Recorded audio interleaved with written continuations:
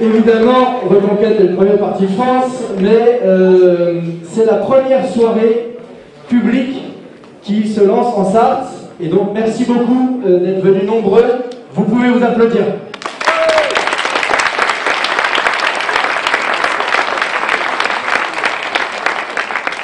Cette soirée va se passer en deux temps.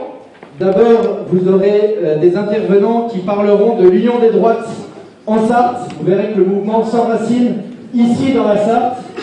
Et une deuxième partie sur la reconquête de la France qui prendra un peu de hauteur de vue pour montrer que le parti est en ordre de marche pour faire accéder Éric Zemmour à la présidence.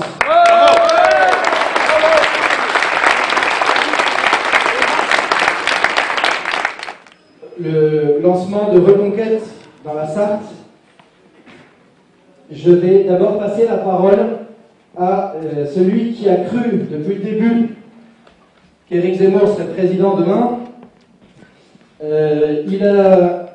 C'est un militant de la première heure, il est prof dans un collège REP, donc il est tous les jours confronté au réel. Depuis mars dernier, février peut-être, Sébastien milite pour que Reconquête s'organise. Ce qui n'était pas Reconquête l'est devenu grâce à lui notamment. Et donc Sébastien, si tu peux nous faire un point d'étape sur l'organisation du meeting. Un tonnerre d'applaudissements s'il vous plaît pour Sébastien.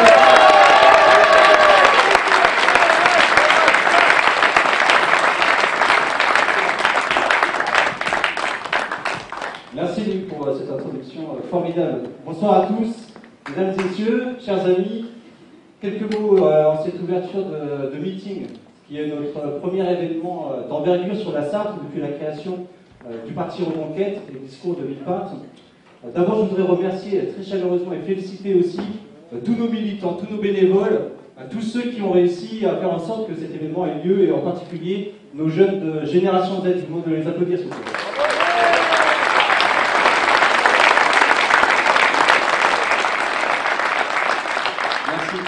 Dans la série des remerciements, je voudrais également remercier ceux qui s'investissent avec moi depuis plusieurs mois pour faire en sorte que la voix d'Éric Zemmour soit portée dans le département. Évidemment, nos cadres, les membres du bureau, les responsables de secteur, responsables de canton, responsables de circonscription, et puis aussi un grand merci à Philippe Millot, à Franck Martin, nos responsables de région, pour leur appui et leur soutien. Et je voudrais aussi remercier très particulièrement Fabien Lorne et Pascal Gana ici présents.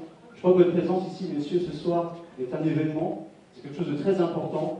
Je crois qu'à vous deux, vous symbolisez ce que beaucoup d'entre nous attendent depuis très très longtemps, c'est-à-dire l'union des droites. Et aujourd'hui, l'union des droites, grâce à vous, c'est une réalité. Merci, messieurs. Merci aussi tout particulièrement à nos invités, à Jean-Frédéric Poisson, à Jacqueline Moureau et Hervé Rigolo, qui prendront tout à l'heure la parole pour porter jusqu'à nous le message d'un espoir. Cet espoir, c'est celui de la reconquête de la France. Au nom de la Fédération Reconquête de la Sarthe, je vous souhaite à tous la bienvenue.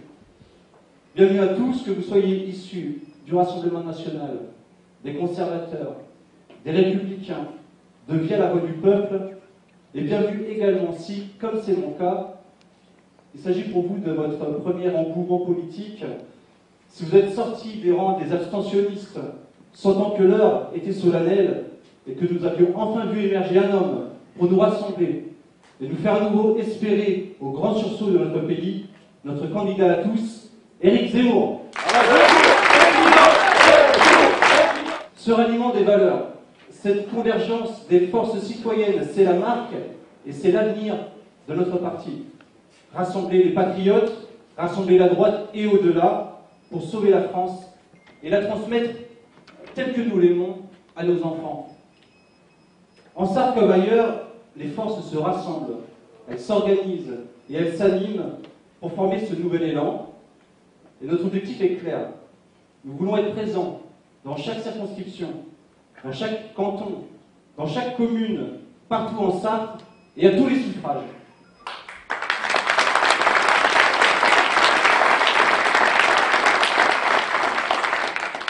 Quelques nouvelles donc de la Fédération de la Sarthe. La Sarthe compte aujourd'hui près de 1500 sympathisants, près de 500 adhérents, et de fait, avec tous les militants actifs qu'on a sur le terrain, je crois que nous pouvons dire dès ce soir que nous sommes la formation politique la plus dynamique du département.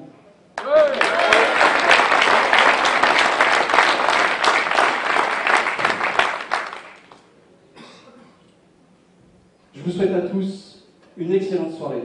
Je vous remercie pour votre présence qui lance un signal sur le département, le signal de cet espoir que nous partageons tous ici. Et je voulais donner quelques mots, évidemment, à mon ami Théo, militant de la première heure, la jeunesse qui est depuis le début le plus important de cette campagne. Bravo à nos jeunes qui portent un message d'espoir pour notre pays. Théo, quelques mots. Merci Sébastien, et merci à vous tous d'être venus aussi nombreux ce soir.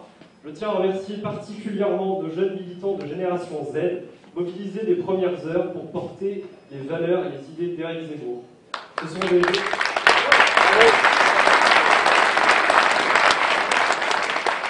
des jeunes extrêmement volontaires et motivés qui n'hésitent pas à donner de leur temps et de leur énergie pour soutenir leur candidat à l'élection présidentielle. Ces jeunes-là vont au contact de la population, ils collent des affiches, ils distribuent des tracts. C'est le bras armé du mouvement. Nous sommes le symbole d'une jeunesse patriote, forte, fière de notre culture et de notre civilisation que nous ne saurions voir disparaître. Comme l'a dit Sébastien, la dynamique en Sarthe est très forte. Notre section de Génération Z est en croissance constante depuis sa création. Nous atteindrons bientôt les 50 militants actifs venant de tout le département.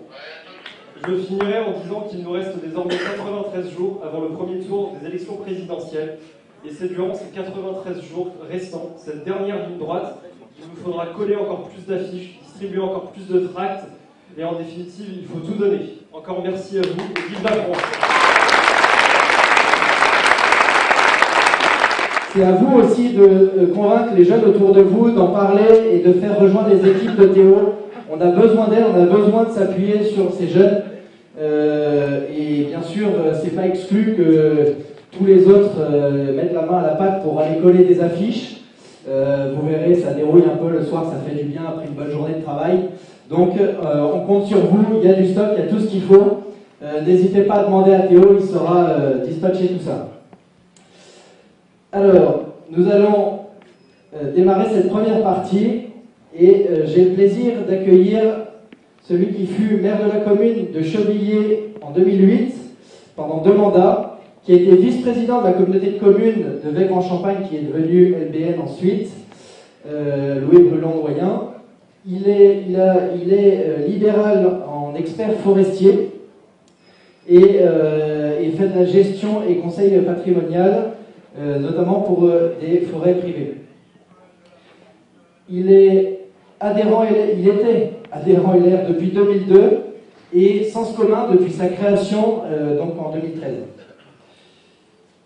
Il est né au Mans et toujours sartois depuis, vice-président au département de la Sarthe en charge des finances. Je vous demande d'accueillir très chaleureusement Fabien Laurent.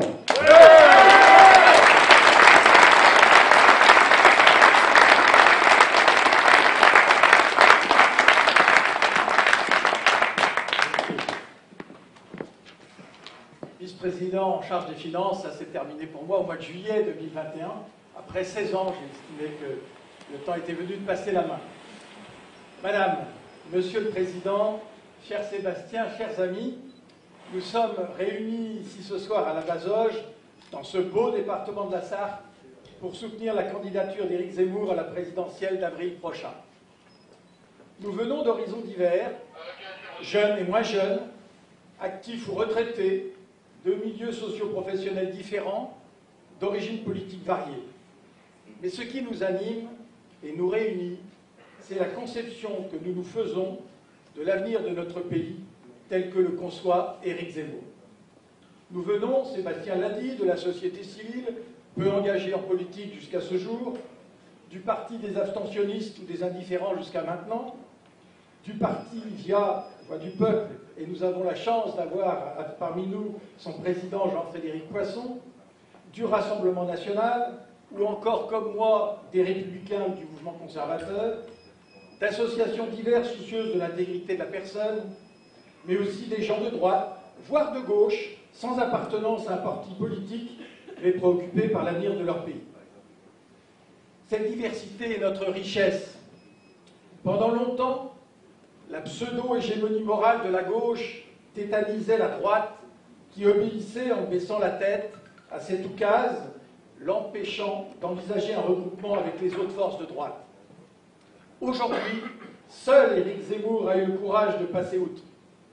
La digue est enfin rompue, aux grandes dames de la gauche bien pensante, qui voit sa stratégie pour conserver le pouvoir coûte que coûte, mise à mal, et qui empêchait la droite, pourtant très largement majoritaire, de gouverner.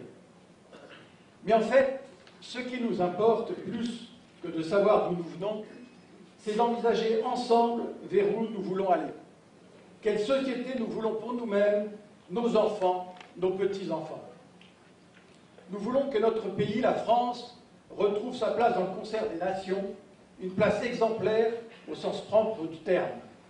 Une place qu'elle n'aurait jamais dû perdre si nos responsables politiques avaient été plus préoccupés par la bonne marche de nos institutions, la bonne santé de notre économie, le bien-être de ses citoyens et leur sécurité, plutôt que de leur avenir personnel.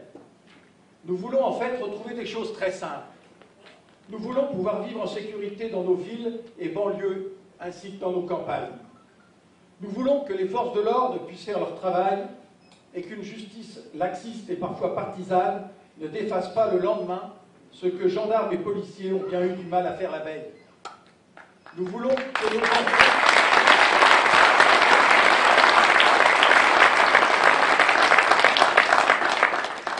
Nous voulons que nos enfants apprennent à l'école primaire les fondamentaux que sont la lecture, l'écriture, le calcul.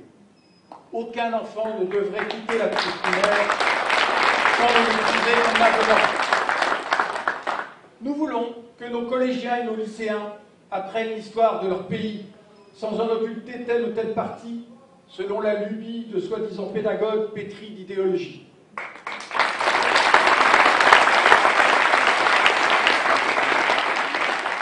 La France ne serait pas ce qu'elle est s'il n'y avait pas eu les Romains qui ont envahi la Gaule, s'il n'y avait pas eu les invasions dites barbares qui ont amené les Francs et donc Clovis, si Charlemagne n'avait pas existé, s'il n'y avait pas eu le Moyen-Âge, époque formidable, qui permettait aux femmes d'être chefs d'entreprise, où l'amour courtois leur permettait le respect qui leur est dû, époque exceptionnelle qui a permis la construction de ces fantastiques cathédrales qui défient le temps, époque que l'on a volontairement déconsidérée, car sans doute trop emplie de foi, au profit de la Renaissance, puis du siècle des Lumières, où d'ailleurs, soit dit en passant, les femmes ont perdu beaucoup de leurs droits.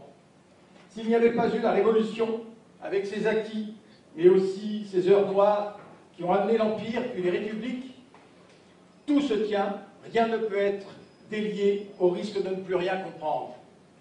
Nous ne voulons pas que l'on apprenne à nos enfants à déconsidérer leur pays en leur faisant étudier que les périodes les plus tristes de notre histoire. Il ne s'agit pas de les occulter, mais de les mettre en perspective avec leur époque, afin d'essayer de mieux les comprendre. À ce sujet d'ailleurs, que penseront les Français du XXIIIe siècle quand ils étudieront le XXIe siècle? Ils auront sans doute un regard bien critique sur nos errements d'aujourd'hui, avec le wokisme, la cancel culture, où l'on veut nous faire croire que le ciel est vert et que l'herbe est bleue.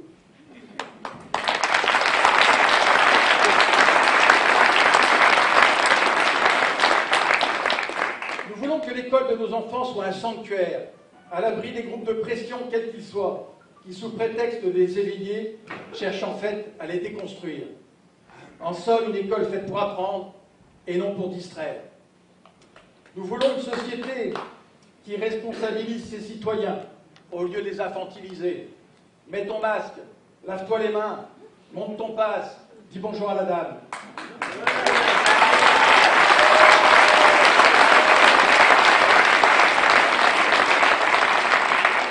Nous voulons des hommes et des femmes politiques courageux qui ne se laissent pas aller systématiquement vers la facilité, avec par exemple le fameux « quoi qu'il en coûte », faisant exploser la dette de notre pays à près de 3 000 milliards d'euros, quasiment 1 000 milliards de plus qu'au cours de ce quinquennat.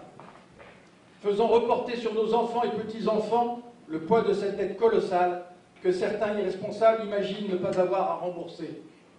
Allez, nigo.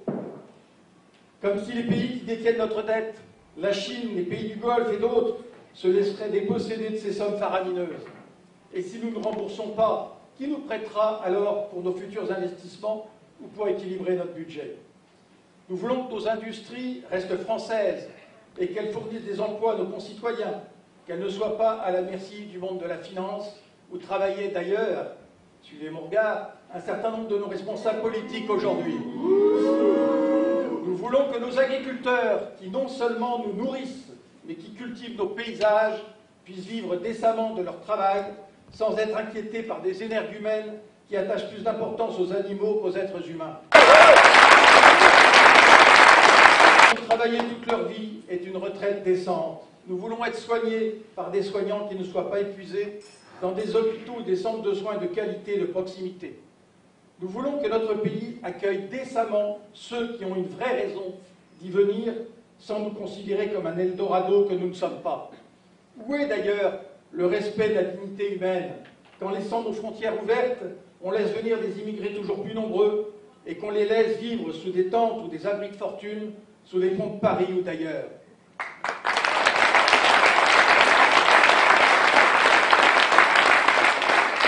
Nous voulons que la ruralité ne soit pas le parent pauvre du développement de notre pays et qu'on lui donne toutes ses chances à parité avec ce qui est fait pour les villes, comme nous l'avons fait d'ailleurs dans la Sarthe, en déployant la fibre optique en priorité dans les zones rurales les moins bien desservies. Et je m'arrête là, même s'il y aurait beaucoup de choses encore à dire, parce que le temps de parole qui m'est imparti va être dépassé. Je vais conclure. Qui aujourd'hui peut répondre à nos inspirations bien légitimes? Qui, si ce n'est Éric Zemmour, qui a compris depuis longtemps déjà les attentes d'une majorité de la population? Qui, parmi les candidats qui se présentent à l'élection présidentielle, aura le courage de faire et parfois d'imposer par un référendum populaire les réformes nécessaires pour répondre à nos aspirations profondes? Si ce n'est Éric Zemmour qui montre chaque jour sa détermination et sa volonté face à une adversité inouïe des médias en particulier. Pour paraphraser Molière, nous pourrions nous demander, mais qu'allait-il donc faire dans cette galère? Il a déjà pour lui la renommée grâce à son talent d'écrivain et de journaliste. Il a l'aisance financière bien méritée qui va avec sa réussite. Alors pourquoi se lancer dans une telle aventure où il y a beaucoup plus à perdre qu'à recevoir?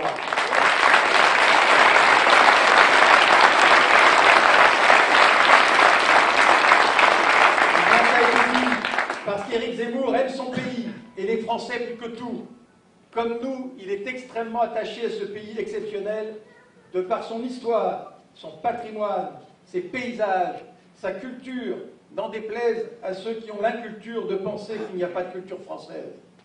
Son inventivité et ses réussites industrielles. Et enfin, et surtout, ces hommes et ces femmes extraordinaires qui ont jalonné notre histoire, ou ordinaires, comme nous ici ce soir, qui ont fait ce pays depuis des siècles jusqu'à aujourd'hui. Comme nous, il est extrêmement attaché à son pays. Il paraît que cela fait de lui et de nous des extrémistes. Ah, la belle affaire! Mais quand on veut tuer son chien, on l'accuse de la rage. Nous le savons bien. Mais nous disons, le chien aboie, la caravane passe. Les extrémistes ne sont pas ceux que l'on croit, mais plutôt ceux qui œuvrent par idéologie à faire disparaître notre pays, ce qu'il a été et ce qu'il est, en le noyant dans un monde déraciné, sans avenir et sans espoir. Eh bien nous voulons être fiers de notre pays, de ce qu'il a été, de ce qu'il est, de ce qu'il sera demain si nous l'emportons avec Éric Zemmour. Vive la France, vive la Sarthe. Ils sont tous les deux la représentation de ce que Éric Zemmour a réussi à briser, le piège mitterrandien qui voulait que jamais les droites, la droite classique et le Front National ne se réunissent. Éric Zemmour l'a fait. Merci Éric.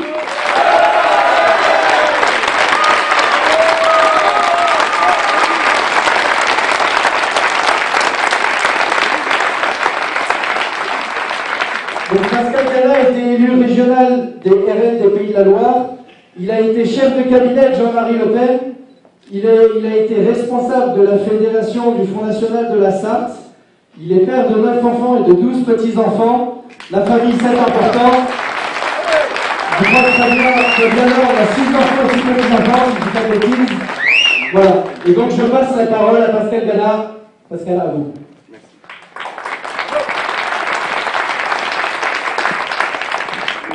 Je tenais à cette poignée de main parce que il y a quelques mois, Sébastien Buard avait organisé notre rencontre, Monsieur Lord et moi, et à la fin de notre conversation, qui a été extrêmement chaleureuse, parce que nous nous sommes rendus compte que ce qui nous unissait était beaucoup plus fort que ce qui nous avait séparés, Fabien Lord m'a dit « Je suis très heureux que nous ayons pu nous parler ».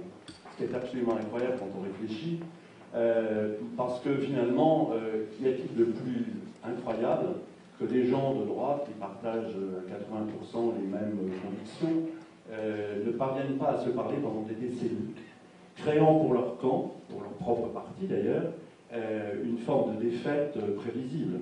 Combien de fois ai-je vu, moi, dans ma vie de militant, j'ai commencé à militer à l'âge de 16 ans et demi, au moment des élections, la droite dite qu'on appelait la droite nationale à l'époque, le FN, donnait des consignes d'abstention ou d'indifférence à l'égard d'un candidat de droite qui était confronté à la gauche et qui avait besoin des voix des électeurs du premier tour du Front National pour pouvoir confortablement et avec sûreté gagner l'élection face à la gauche. Combien de fois le Front National aussi a fait ce reproche de ne pas être considéré comme un partenaire possible, bien que certains membres du RPR à l'époque, de l'UDF, je pense à des gens comme M. Griottret par exemple, ou d'autres hommes de droite, préconisaient cette alliance. Ils étaient chaque fois attaqués par l'aile gauche de leur parti, qui étaient souvent d'ailleurs des centristes, dont on voit aujourd'hui l'évolution vers la gauche complète et vers LREM. Et moi, plus d'une fois, l'histoire d'élection, je me disais, c'est quand même incroyable, quand la gauche avait gagné, si nous nous étions unis, nous aurions gagné. Alors évidemment, qu'est-ce que l'union? On m'avait demandé de traiter cette idée de l'union des droites. Moi, j'y suis attaché, et je parle sous le contrôle de Jean-Frédéric Poisson, puisque nous avions lancé, c'était une idée, je crois, qui lui revenait en grande partie, avec le professeur de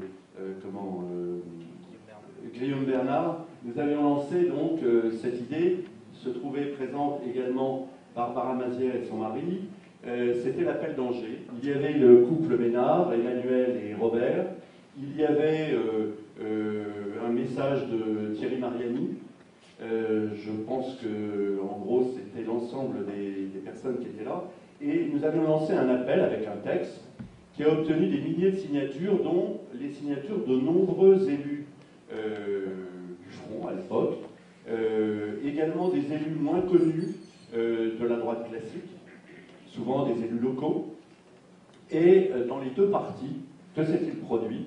Les états-majors ont estimé que les gens qui avaient signé cet appel étaient des gens peu recommandables, quasiment suspectés d'extrémisme, pour avoir voulu parler ensemble, à d'autres.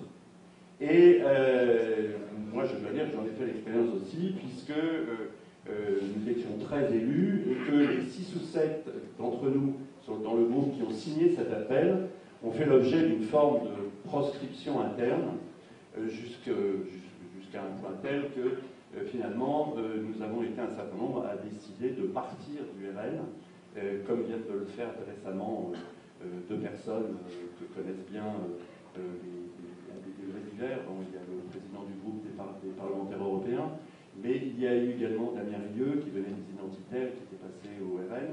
Et donc voilà, c'est cette démarche que nous avons faite. On ne fait jamais de gaieté de cœur ces mouvements qui consistent à quitter un parti par fidélité à son idéal. Moi, mon idéal, ça a toujours été les idées de droite, les idées qu'on appelle aujourd'hui conservatrices. Le mot est relativement récent, il vient d'ailleurs du monde anglo-saxon, mais je trouve qu'il est assez signifiant s'il n'est pas un immobilisme, bien évidemment, s'il est une volonté de préservation et de construction de l'avenir. Alors comment peut-on faire l'union des droites? Eh bien tout d'abord en se parlant. Ça peut sembler idiot et simpliste, mais c'est ce qui est en train de se passer grâce à Éric Zemmour. Voilà pourquoi j'ai tenu encore une fois cette poignée de main publique, parce que nous sommes vraiment aujourd'hui réunis des gens si différents et pourtant qui avons tant de choses en commun. Je pense moi au moment de fondation du RN, je pense aussi au moment des grands meetings. je m'y rendais, même si je n'en étais pas membre, de Jacques Chirac à Paris, au début du RPR, où on voyait dans ces deux types de meetings, des deux partis, toutes les classes sociales, réellement. Et on voyait tous ces gens qui étaient réunis par un amour de la France et une foi dans des valeurs communes qui, malheureusement, dans les deux cas, ont été abandonnées progressivement. Et c'est tout le problème. Comment faire l'union des droites s'il n'y a plus d'idée de droite? Et c'est, je pense, l'explication de l'échec de cette union des droites par ces deux partis. Alors, faire l'union des droites, ça suppose donc faire une plateforme commune. C'était l'idée de notre appel. Peu importe le texte, il était très bien construit et extrêmement complet, sans être d'ailleurs d'une longueur excessive. Il existe encore, je pense, on doit le trouver sur Internet, mais peu importe. Le sujet, c'est d'avoir en commun un certain nombre de choses. Et c'est très important, parce que je ne pense pas que l'union des droites soit un but ultime en soi.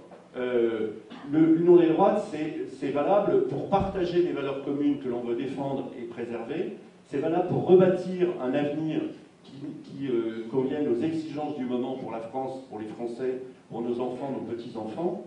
Et c'est donc acquérir la puissance électorale qui permet la victoire.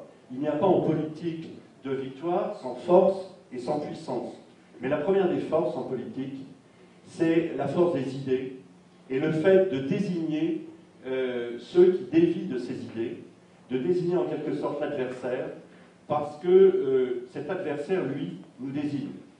Vous voyez bien la campagne de haine qui est déclenchée aujourd'hui par un certain nombre de médias, de journalistes même qui dénoncent aux Antifas le lieu où se réunit, où se rend, je crois que c'était à Calais récemment, il y a 2 jours, Éric Zemmour.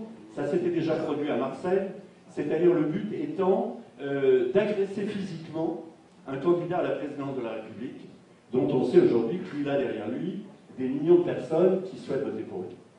Et évidemment, cette plateforme commune, cet héritage, nous voyons bien qu'Éric Zemmour a décidé de le défendre.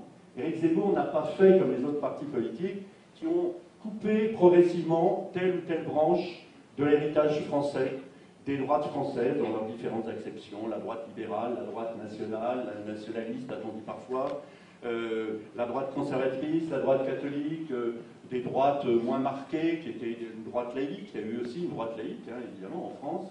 Et toutes ces droites, finalement, ces deux partis se sont ingéniés depuis 30 ans à se séparer de ce qui faisait le cœur même de l'héritage.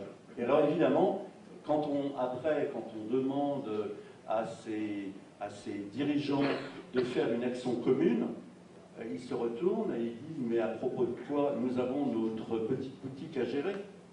Ce qui nous intéresse, ce sont des mandats, ce sont des collectivités territoriales à conquérir, chose tout à fait normale en démocratie, mais lorsque le but n'est que cela, et que ça n'est pas pour défendre quelque chose qui a une valeur, j'allais dire éternelle, qui a une valeur sortie, héritée, qui est quelque chose qui s'inscrit dans notre histoire, comme vient de le rappeler Fabien Lorme, il est évident que non seulement on n'y parvient pas, mais encore pire, on perd les élections. Et je veux dire que le sort qui actuellement échoua depuis une quinzaine d'années à LR, mais je ne peux pas jeter la pierre à LR, parce que je pense que d'une certaine façon, Marine Le Pen vient de planter un des derniers clous sur le cercueil du RN ou de la droite nationale en abandonnant la préférence nationale au travers de l'abandon, de l'exigence de l'interdiction de la double nationalité. C'est quand même incroyable. J'aurais jamais cru, moi, qu'un jour un dirigeant du RN demanderait que l'on abandonne l'interdiction de la double nationalité, avec comme explication en plus qu'elle avait rencontré des Marocains qui lui avaient dit que s'il devenait français, il perdrait la nationalité marocaine. Ben oui, précisément. C'est bien le but si on veut réussir la civilisation. Comment réaliser cette union des droites? Je pense que ça passe par la connaissance des personnes. Maurice Barrès a écrit un jour un livre, Maurice Barrès qui est un des inventeurs de ce qu'on a appelé le nationalisme, la résurgence du sentiment national au moment, vous savez, de l'Alsace-Lorraine avant la guerre de 14. Et il a écrit un petit opuscule qui s'appelait Les Amitiés françaises. Les Amitiés françaises, c'était tout simplement cette idée que les Français doivent se parler entre eux. ils doivent accepter de regarder ce qui les unit plutôt que ce qui les divise.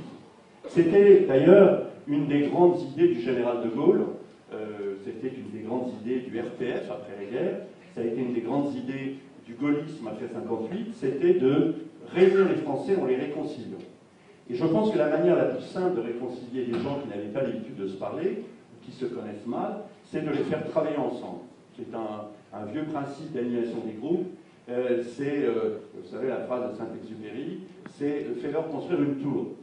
Évidemment, quand on travaille ensemble, on apprend à se reconnaître, à s'apprécier, et je dirais d'une certaine façon, à s'aimer dans le respect et dans l'amitié, peut-être tout simplement dans la fraternité, qui est un des mots de notre devise nationale. Donc des actions locales, et si l'on prend le cas de la Sarthe, ça me paraît absolument logique. Quand on regarde les chiffres des élections, moi je prends le cas des 2 dernières régionales, parce que ce sont des élections à la proportionnelle qui reflètent assez bien l'opinion. Si on regarde les 35 et 29% du RN en 2015, et les 40 et 14,39 du RN et du FN, enfin du RN maintenant, des LR et du RN en 2021, on s'aperçoit que si seulement les 3/4 de ces 2 électorats se réunissaient derrière la candidature d'Éric Zemmour, il est évident que le bloc ainsi constitué correspondrait très exactement à celui qui a permis à M. Le Maire, le président du département, de devenir président du département de la Sarthe. Autrement dit, l'union n'est pas seulement une théorie fumeuse, un espèce de sentiment déconnecté, un bon sentiment comme on dit. C'est un sentiment réaliste, fondé sur le contraire. Donc, je pense que cette période suicidaire où chacun se poignarde dans le dos avec une joie maligne, Éric Zemmour a demandé aux Français de la clore. Et moi, je vais plus loin que l'idée d'union des droites, parce que je pense que tout le monde a le droit à découvrir des vérités qui sauvent, des vérités qui correspondent à l'exigence du pays. Et si cette union des droites est victorieuse avec Éric Zemmour dans les semaines qui viennent, enfin, d'ici 95 jours, en avril, fin avril, le 20 avril, je crois, le 2e tour, eh bien, bien évidemment, le message porté s'adressera à tous les Français. Et ensuite, il faudra constituer une majorité à l'Assemblée nationale. Et ensuite, il faudra défendre ce que fait ce gouvernement, ce que fera le gouvernement que créera Éric Zemmour, appuyé sur une majorité parlementaire. Et ça suppose donc que cette union s'élargisse à toute la France, de manière à ce que Reconquête ne soit pas qu'un instrument électoral, comme malheureusement tous les partis politiques sont devenus, des sortes de comités électoraux avec des communicants, avec des publicitaires, avec des techniciens, des statisticiens, des sondagiers, etc. Mais que ça devienne un parti qui soit à l'écoute des Français. Ce que LREM avait promis de faire en disant « nous sommes un parti nouveau, nous serons au service de la société civile », et ils ont fait très exactement le contraire. Et je pense que, d'une certaine manière, le contre-modèle de Reconquête, c'est LREM. Nous voulons très exactement faire le contraire en nous unissant entre Français de bonne volonté pour arriver à faire ce que, jusqu'à présent, aucun parti depuis une quarantaine d'années n'a réussi à faire en France, créer un mouvement politique pérenne parce qu'il y a des idées claires, une vision claire, partagée par l'ensemble des Français, ou en tout cas par suffisamment de Français pour qu'à chaque élection, on n'arrive pas à une cohabitation, à une défaite, à un bouleversement, à une remise en cause, à une destruction progressive. Voilà, donc je voulais vous dire ces mots simplement. Moi, je n'avais pas préparé d'allocution, je voulais vous parler un peu de cette expérience et de ce ressenti. Je pense qu'il est très commun à beaucoup de Français. Je pense que c'est d'ailleurs ce qui fait que vous êtes tous ici. Et je n'oublie pas, moi, vous savez, il y a un homme que j'aime beaucoup, moi, qui est Charles Péguy, qui avait dit « il faut que France, il faut que chrétienté continue ». Vous savez très bien que bon, la France ne se résume pas uniquement à son héritage chrétien, mais Éric Zemmour le rappelle souvent, c'est sur le catholicisme que c'est fondé en grande partie l'histoire de France. Et cette exigence de Péguy, je crois qu'elle est toujours valable. Il faut que notre pays, il faut que la France continue. Éric Zemmour rappelle souvent le message universel de la France. Eh bien, d'ici là, d'ici la date du premier tour, battons-nous furieusement, j'allais dire, au sens de la furie française. Vous savez, cette furie dont le général Ludendorff, je crois, ou Moltke, disait en 14 qu'ils avaient tout prévu, les Allemands, l'état-major allemand, sauf cette capacité du soldat français à sortir de la tranchée sous la mitraille pour essayer d'avancer. Eh bien, je crois que c'est un peu ce que nous sommes aujourd'hui. Nous sommes un peu sous la mitraille de la gauche, mais c'est très honorable. Brandissons le drapeau et allons vers la victoire. Comme vous pouvez le voir et le constater, donc Reconquête, c'est un mouvement qui est enraciné dans la Sarthe, mais Reconquête, c'est un mouvement de fond qui est aussi national, et donc nous allons basculer dans la deuxième partie de ce meeting. J'aimerais, avant d'accueillir Hervé Rigolo, j'aimerais simplement évoquer deux choses avec vous. La première, c'est rebondir sur ce que disait Pascal. Je pense que ce qui nous guette aujourd'hui, c'est un peu la division entre les différents mouvements. Et entre les différents mouvements à droite, de taper sur le voisin parce qu'il n'a pas fait le même choix politique que nous. Or, je pense que la meilleure conviction, la meilleure manière de convaincre votre entourage, c'est de défendre les idées. Allez voir les interviews, si vous, peut-être que vous le faites déjà. Regardez les interviews d'Éric Zemmour, tous les arguments sont dedans. Profitez-en, écrivez-les et parlez de nos idées. C'est la meilleure manière qu'on aura de convaincre notre entourage. Donc, allez-y à fond. La deuxième chose... La deuxième chose que je veux dire, c'est qui s'adresse plus particulièrement à nos invités. J'ai fait une école de commerce, bon, personne n'est parfait.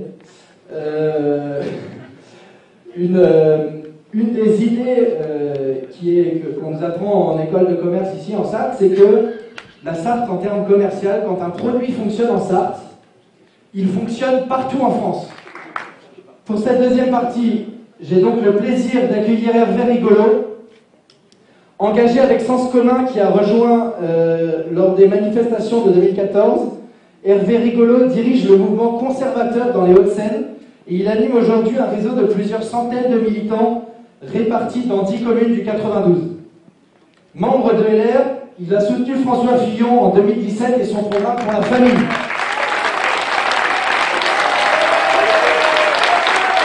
La famille, c'est important. Depuis, il s'est impliqué dans d'autres campagnes électorales, notamment celle de François-Xavier Bellamy aux Européennes en 2019. François-Xavier Bellamy, on peut encourager à venir nous rejoindre.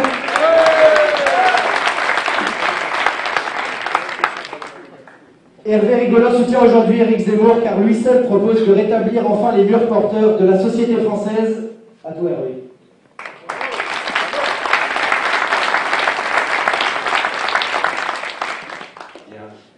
Bonsoir à tous, j'espère que tout le monde m'entend correctement. Avant de commencer, chers amis, permettez-moi de vous dire toute cette joie qui est la mienne ce soir d'avoir répondu à votre invitation. Ça me fait chaud au cœur d'avoir fait ces quelques heures de route pour venir vous retrouver, vous rencontrer et parler à la demande de Franck Desgranges qui est là, Miguel Finier qui est là. Je les remercie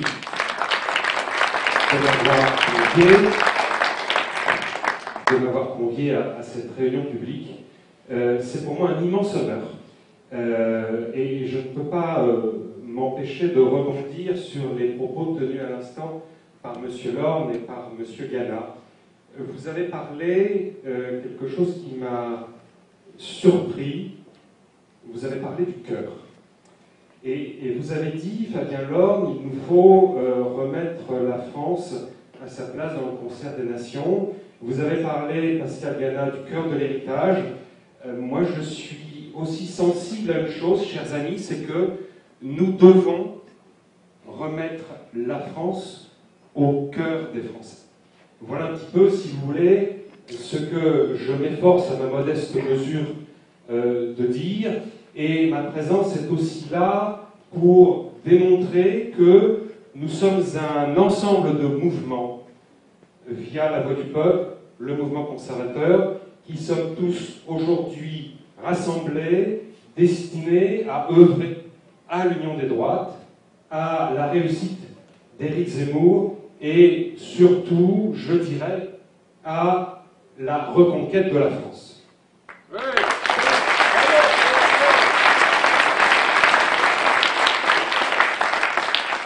Oui, chers amis, nous devons reconquérir la France. Cette France dont nous avons été insensiblement dépouillés et dont la perte nous donne le lâche sentiment d'un pays qui se dérobe sous nos pieds. Mais c'est bel et bien d'une réalité qu'il s'agit et qui s'est déroulée en 3 moments funestes. D'abord, premier moment, nous avons perdu le peuple. En effet, une élite française a subitement trouvé en l'intégration européenne une patrie de rechange qui lui était offerte sur un plateau d'argent, fait d'optimisation fiscale et de cette bonne conscience qui prônait la fin des frontières, au motif que, de cette manière, il n'y aurait jamais plus ni pleurs ni grincement de dents sur le vieux continent. Cette élite s'est donc détournée de toutes les obligations qu'elle a contractées en faveur du peuple et qui lui enjoignent, sinon de se sacrifier pour lui, du moins de travailler constamment à le protéger. Il en est résulté cet insupportable mépris de classe qui gangrène aujourd'hui toute la société française et dont Emmanuel Macron est devenu la figure emblématique. Ensuite, deuxième moment, chers amis, nous avons perdu notre histoire. Nous sommes devenus la nation de la sortie des nations. Et non contents d'avoir renoncé à nos propres gloires nationales, nous attendons en plus de nos partenaires européens qu'ils en fassent autant avec les leurs. L'objectif est devenu celui de nous fondre dans ce no man's land devenu ahistorique, parce que privé exprès de toute capacité d'action autonome et dont l'histoire est précisément l'explication, le roman et le récit de la formation et de la projection. Depuis, nous sommes invités à chérir l'impuissance que nous imposent ces alternances sans alternative, cette gouvernance sans gouvernement, insensible à l'obligation d'action, inaccessible à la contrainte des délais, étanche aux engueulades des électeurs qui constituent, elles, la noblesse du mandat électif. Cette sortie de l'histoire, chers amis, garantit aujourd'hui à des pleutres la poursuite de cette lâcheté qu'ils ont le toupet d'appeler innocence. Enfin, troisième moment, nous avons perdu la politique. Nous l'avons remplacée par un nouveau manichéisme où le droit est devenu le bien absolu, quand la politique est devenue, elle, le mal absolu. La classe politique s'est étonnamment empressée de se dépouiller de tous ses pouvoirs au profit de jurys statuant à huis clos. L'évacuation de la démocratie et de la responsabilité politique s'est faite par la volonté même des élus, pourtant dépositaires de la volonté générale, au profit de collèges de juristes, d'experts et d'associations de toutes sortes dont ils sont devenus les simples porte-voix, y trouvant au passage une source inépuisable de promotion et de profit. Résultat des courses, pourquoi voter pour des représentants, puisque ce sont au bout du compte des juges non élus qui ont le dernier mot.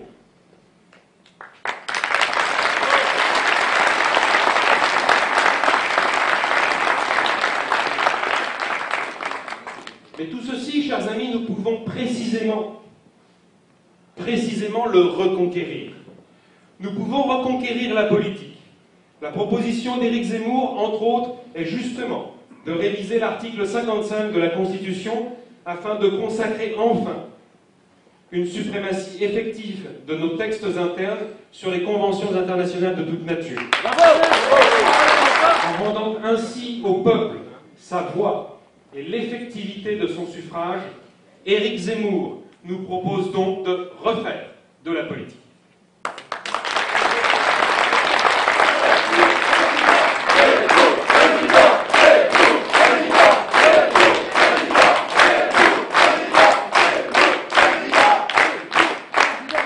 Nous pouvons reconquérir le peuple en remettant avec Éric Zemmour l'électeur au cœur de la production de nos règles. Nous allons renouer avec le peuple, fidèle en cela à cette phrase du général de Gaulle. Le général de Gaulle qui nous disait « Il y a d'abord la France, ensuite l'État, excusez-moi, et enfin, pour peu que les intérêts des deux précédents soient préservés, le droit. » Au-delà,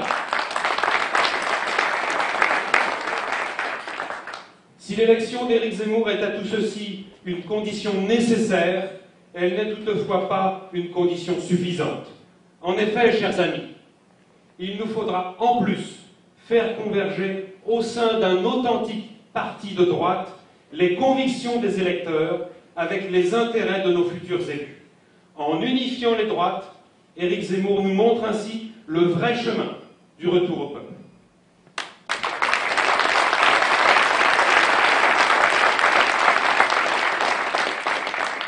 Nous pourrons alors reconquérir notre histoire en remettant la littérature et l'histoire au cœur d'une campagne électorale qui s'annonçait soporifique à mourir. Éric Zemmour nous rend un fier service parce qu'il nous rend en vérité la joie de la transmission.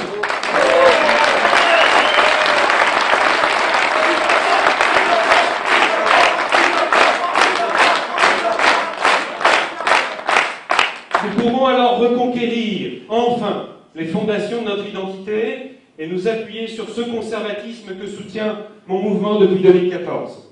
Le conservatisme, chers amis, part en effet de ce qu'est déjà la France pour l'y faire demeurer quand le progressisme macronard fantasme sur ce que la France n'a jamais été pour le faire advenir, au besoin par la force, le cas échéant par la servitude volontaire.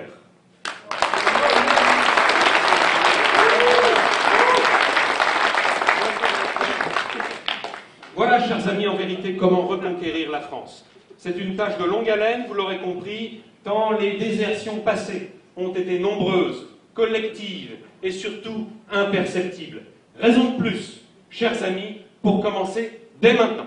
Alors, la prochaine personnalité que nous allons accueillir vient du Morbihan.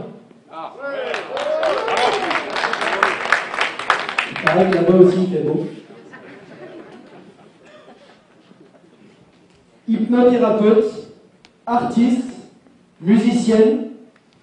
Le 18 octobre 2018, vous avez probablement vu sa vidéo apparaître sur les réseaux sociaux. Elle a été virale cette vidéo et elle a levé le voile sur la fiscalité punitive. Jacqueline est une des figures nationales des Gilets jaunes, canal historique. Pour continuer son combat pour la France populaire et rurale, elle a rallié Éric Zemmour à Villepinte. Bravo Jacqueline.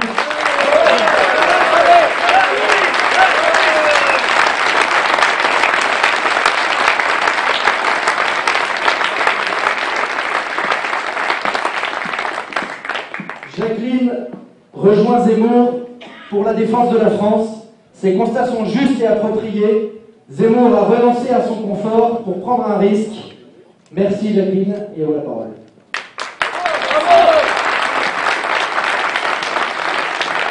Bonsoir à tous. Alors, dans la droite ligne de tout ce qui a été dit avant sur l'union des droites, j'ai écrit quelque chose qui pourrait peut-être la favoriser, puisque c'est ce qu'on recherche aujourd'hui.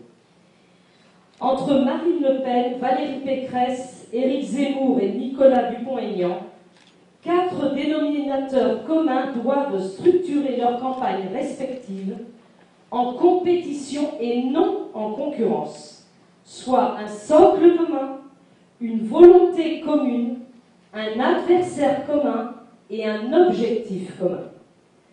Le socle commun, ce sont tous les électeurs de droite, toutes sensibilités de droite confondues. Ceux-ci expriment leur préférence d'abord dans les sondages, Ensuite, dans leur vote.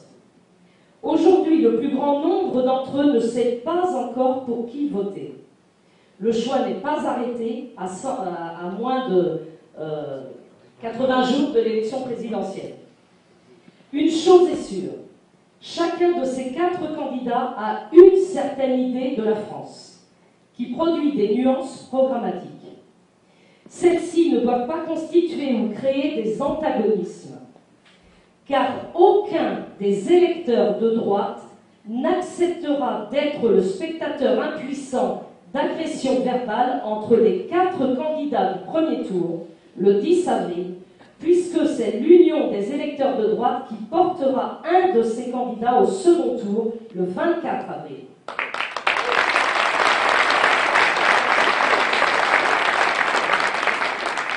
La volonté commune, c'est celle des 4 candidats qui veulent mettre un terme aux 5 ans d'exercice du pouvoir d'Emmanuel Macron, qui a poursuivi par sa conduite des affaires publiques la politique menée par François Hollande, période pendant laquelle il fut secrétaire général adjoint à la présidence de la République, puis ministre de l'économie, qu'on a oublié d'ailleurs.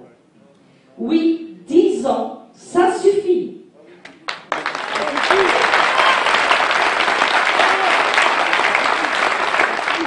10 ans de présidence qui conduisent la France et les Français dans le mur. Les Français veulent sortir de la spirale du déclin qui mine la France.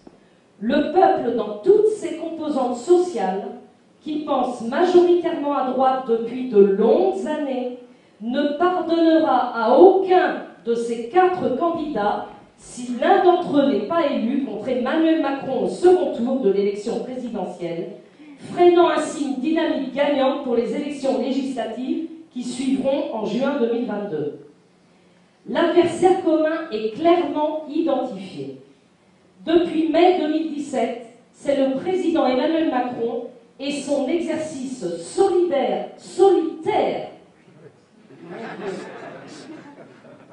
j'en reprends, solitaire du pouvoir, qui n'écoute que lui-même, gouverne seul malgré ses ministres, et plus grave encore, n'entend pas les cris et les doléances du peuple français qu'il méprise.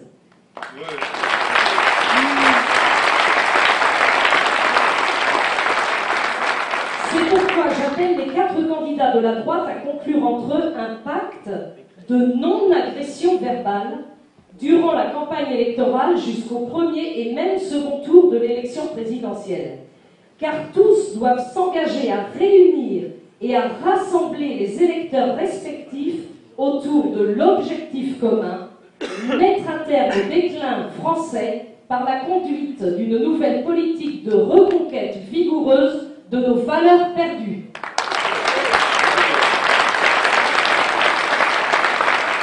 Il s'agira alors de refonder une République forte, de reconquérir un État puissant car mieux géré, ça va pas être compliqué, de renouer avec une nation solidaire, en un mot, de retrouver une France souveraine dans une vision et des principes gaulliens pour construire aussi une Europe puissante des peuples unis de l'Atlantique à l'Oural face aux défis et périls du monde de ce temps.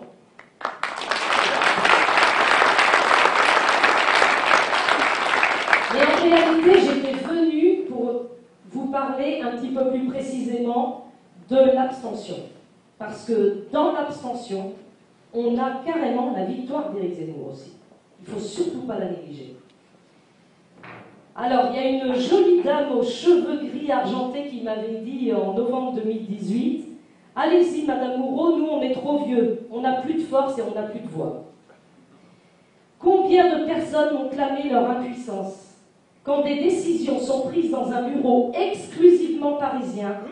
La population n'a d'autre choix que de subir, même si rien n'est en rapport avec nos réalités. Mais vous comprenez, la parole d'un technocrate vaut parole d'évangile dans notre pays. Et ceci, les Français ne l'acceptent plus.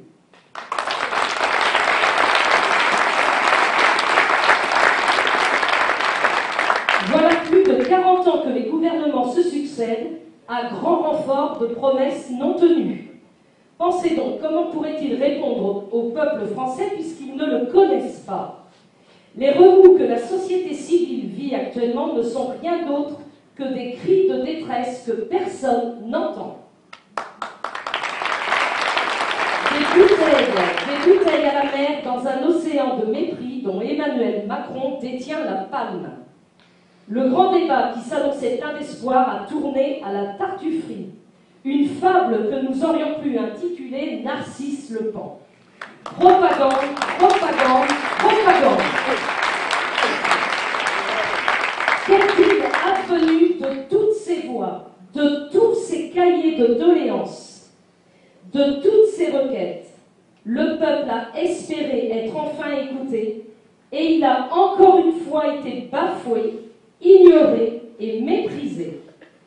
Tant de réunions dans les salles communales pour des nefs, du vide pour la bagatelle de 12 millions d'euros, mais 12 millions d'euros, c'est le coût de la démocratie, selon le ministre Le Cornu. Ne pas écouter la voix du peuple dès l'élection consommée, c'est le rendre invisible. Il se sent mal aimé, rejeté, détesté. C'est divorcer avant même d'être marié. Le fossé se creuse donc inévitablement, inexorablement. Le peuple attend un signe, un geste, une décision qui pourrait ressembler, même de loin, à la réalité de ce qu'il vit au jour le jour.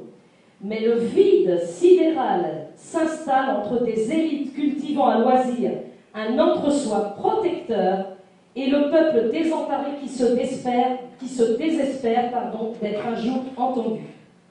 À chaque discours du président pendant la crise des Gilets jaunes, nous formulions un espoir. À chaque fois, nous étions déçus. Plus il parlait, plus il nous insupportait.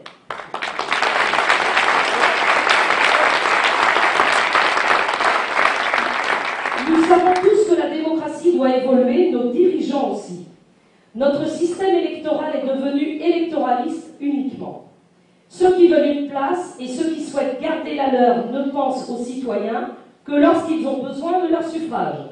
En dehors de cela, il n'y a personne au numéro que vous avez demandé. Veuillez renouveler votre appel aux prochaines élections. Avant le jour J, ils sont pleins de belles paroles et le lendemain, ils s'assoient dessus.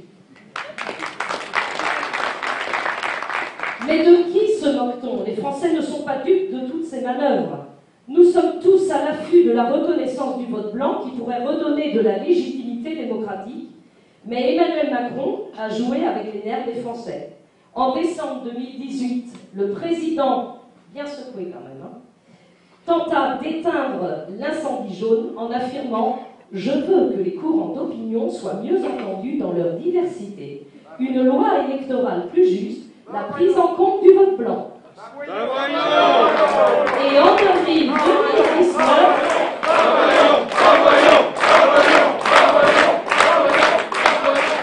Et en avril 2019, il balaie d'un revers de main le vote blanc et revient sur sa promesse. Mais le vote blanc est un vote exprimé, Monsieur le Président. Et un vote exprimé est aussi respectable que celui qui porte n'importe quel nom. L'acte électoral... Exactement. L'acte électoral est pris pour une pratique ordinaire, mais il n'a rien d'anodin. Le vote est un acte d'appartenance à la nation, un rare rite d'intégration à la République. Faire voter tous les Français, c'est leur faire prendre conscience qu'en accomplissant le même geste le même jour, ils font partie de la même communauté. C'est l'expression d'une volonté populaire. Malheureusement, depuis 40 ans, les mêmes candidats issus des mêmes formations politiques débitent les mêmes discours rédigés par les mêmes communicants avec le même mépris. Et les mêmes promesses laissent finalement place aux mêmes désillusions. La crise de confiance atteint des sommets.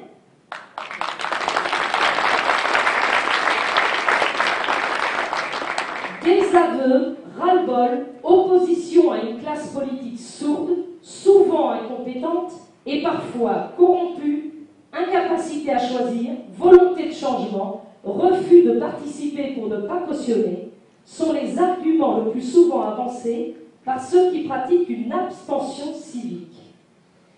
Mais en s'abstenant, l'électeur offre une voie de secours inespérée au politicien qui pourra échapper à sa responsabilité en qualifiant l'abstentionniste de mauvais citoyen ou de pêcheur du dimanche. En réalité, l'abstention est une aubaine pour les élus, car moins il y a de votants, plus il est facile d'être élu, voire d'être réélu. Elle ne représente aucun danger, car elle rend les votes protestataires inoffensifs. Il suffirait même qu'un seul bulletin de vote soit glissé dans l'urne pour qu'il représente à lui seul 100% des voix. Moins les gens votent, plus ceux qui nous dirigent sont satisfaits. Ce n'est donc pas un hasard si rien n'est réellement fait pour inciter les électeurs à retrouver le chemin des urnes. L'élection devient de moins en moins saine. Nos politiciens transfèrent la responsabilité de l'abstention sur les électeurs. La réalité, c'est qu'ils ne savent pas se renouveler, ne respectent pas leurs paroles et ne proposent aucune solution en lien avec nos attentes réelles.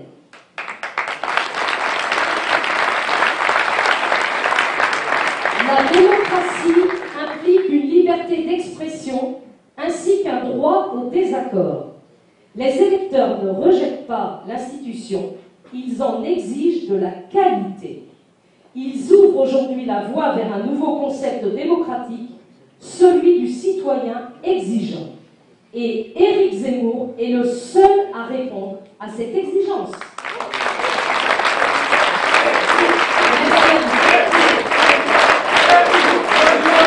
Merci beaucoup,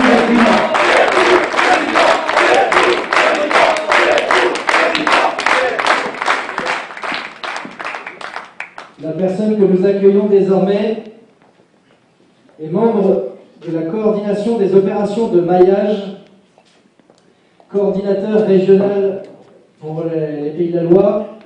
Il a fait HEC dans la même promo que Dominique Strauss-Kahn. C'est devenu personne bien.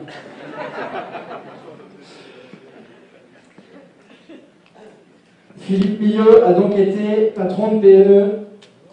Il a aussi été patron d'une TV que vous connaissez peut-être, TV Liberté.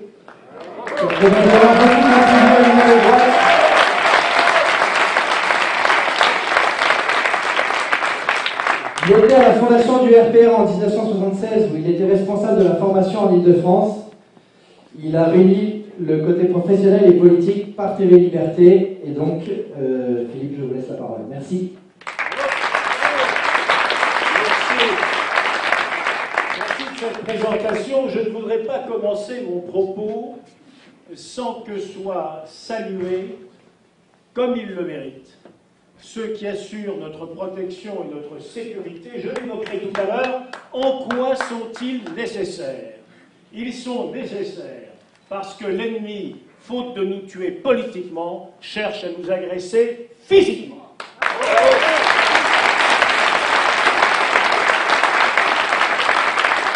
Je veux également, en votre nom à tous, saluer Franck Martin, qui est mon adjoint. Il est ici sur la région et qui se dévoue du matin au soir à notre cause.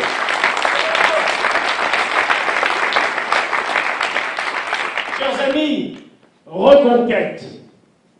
Quel joli mot. Mais vous savez, dans nos terres d'Europe, ce ne sera pas la première reconquête. Tant il est vrai que par le sud et par l'est, nos terres européennes et chrétiennes ont été à 2 reprises envahies, 7 siècles dans un cas, 4 dans l'autre, jusqu'à Poitiers par l'Espagne et jusqu'aux portes de Vienne à partir de la Turquie. Souvenez-vous donc comment ces reconquêtes se sont faites, comment à partir de la grotte de Covadonga, dans les Asturies, un petit noyau populaire a pris, comme Jeanne d'Arc l'a fait en son temps, a pris son bâton de pèlerin, mais son bâton tout court, et à chasser l'envahisseur jusqu'au fond de Gibraltar.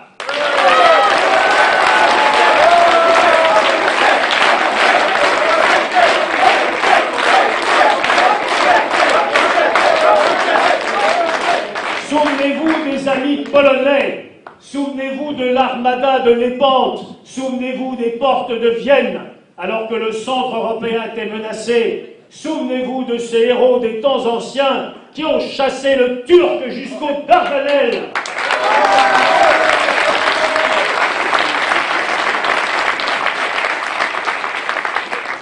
La reconquête n'est pas l'agression. La reconquête est la reprise des territoires physiques, mais aussi des territoires mentaux et moraux que certains adversaires de l'extérieur ou de l'intérieur veulent nous enlever. Reconquérir, c'est nous retrouver nous-mêmes, c'est retrouver notre intégrité, c'est retrouver nos traditions, c'est retrouver nos capacités de transmission, bref, c'est retrouver notre être collectif qui fait peuple. Et je salue ici le peuple du Maine, le peuple de la région du Mans, le peuple de Reconquête. Je vous salue.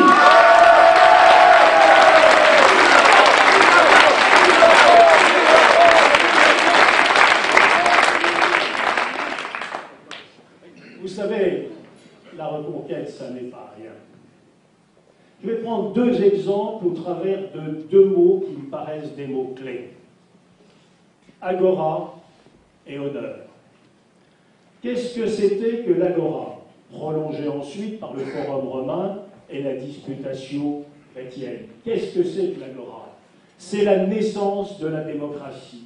C'est la naissance de quelque chose que le christianisme reprendra d'une façon géniale, qui est la séparation de la discussion politique d'avec l'ordre du bien et du mal, l'ordre de la morale.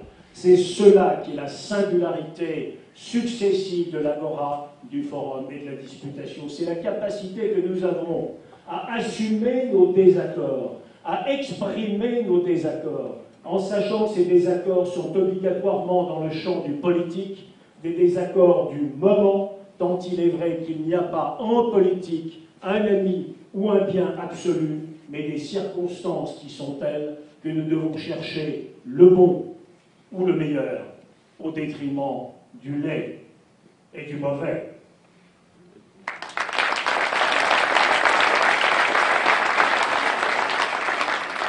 Le sens de l'honneur, c'est un peu bizarre de parler d'honneur en politique. Convenez-en quand on les regarde tous. Macresse et Pécron, non, je m'excuse. Quand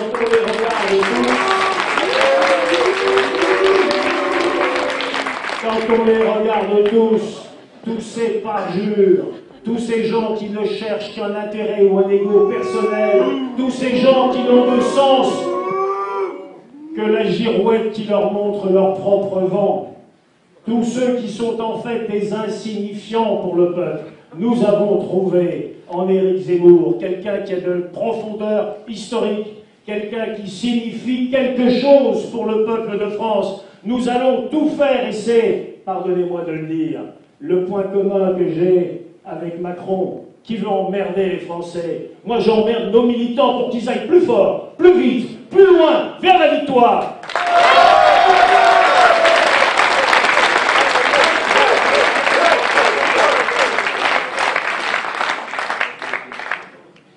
Un mot sur les techniques de l'adversaire. Parmi ces techniques, vous avez issu du bon père Joseph. Non, Frédéric, pas celui auquel tu penses, je pense à Staline. Non. J'ai eu peur. Mais je comprends que tu aies peur. Ces techniques issues du bon vieux stalinisme, qui consistent à réduire l'adversaire vipère lubrique, disait-il, à la bestialité, et qui consiste à reprendre le phénomène de la diabolisation, sous-entendu, tu n'es pas d'accord avec moi, tu n'es pas un homme, tu es un diable sur terre qu'il convient d'éliminer. C'est la confusion qui pourtant a été, je le répète, le génie de notre civilisation. Oui, on peut être en désaccord. Non, on n'a pas le droit de briver d'humanité l'objet adverse de ce désaccord, car l'objet en question n'est pas un objet, c'est un homme aussi. diabolisation, c'est fantastique.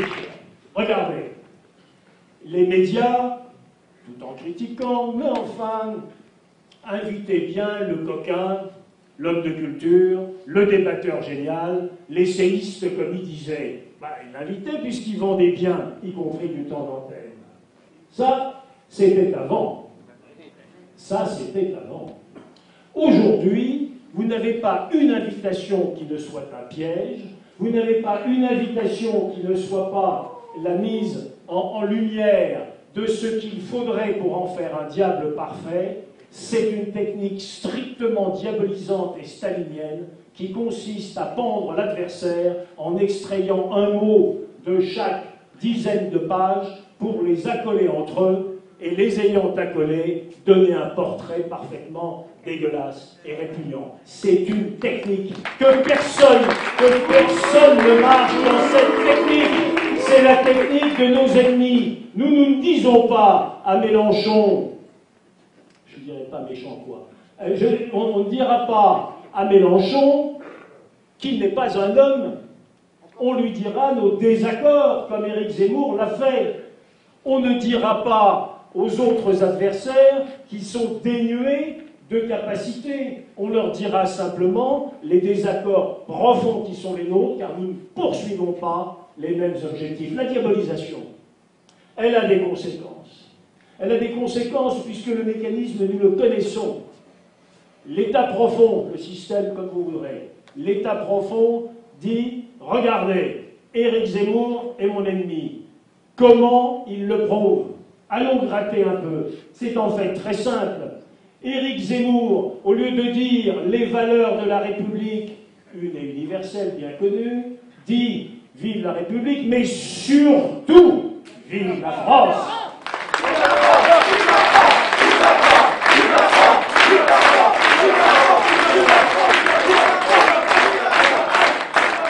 Vous comprendrez bien, pour les turiféraires de cette faction particulière de la République qui défendent les valeurs de la République, c'est-à-dire rien du tout. Les valeurs de la République, c'est châtrer les peuples de leur être profond. C'est ça, les valeurs de la République. Eh bien, nous disons surtout vive la France. Ça veut dire que nous ne disons pas que la République est un mauvais régime en soi. Nous disons que c'est un régime parmi d'autres, que c'est le régime actuel, très bien, parfait, mais que ce qui est éternel, surtout, c'est la France.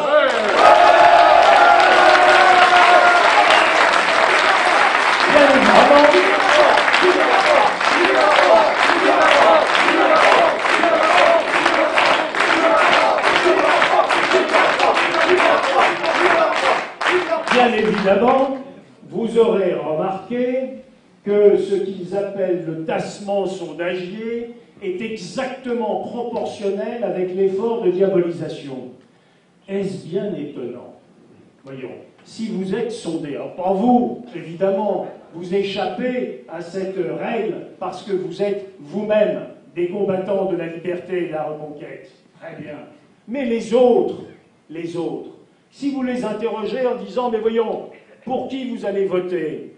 Celui qui, il y a quelques mois, partage toujours, pour l'essentiel, ce que nous incarnons, disait assez simplement, bah oui, casse Zemmour. Aujourd'hui, une partie des gens ont intériorisé que c'était pas bien, que c'était pas chic, que c'était... ça n'allait pas. Ça n'allait pas, ça veut dire que les adversaires ont imposé, ou ont cherché à imposer cette idée. Et que comme il n'y a pas, ce que les sondeurs connaissent bien, les techniciens, de coefficient correcteur qui corrige la diabolisation et ses effets d'intériorisation du mal supposé et imposé par l'adversaire, qu'est-ce qui se passe? C'est que vous avez des sondages qui ne sont plus significatifs. La période significative de sondage, c'était celle où Éric Zemmour est passé de 3 à 17%. Cette période-là était significative. La tendance était significative. Les niveaux étaient significatifs. Aujourd'hui, il y a un correctif à mettre, mais personne ne sait lequel. Et ce qui sort à 12, 13, 14, 15, 16, probablement vaut 20, 30, 40% de plus. Probablement, nous sommes beaucoup plus hauts. Probablement, nous ne sommes pas loin de la deuxième position. Nous y sommes peut-être déjà.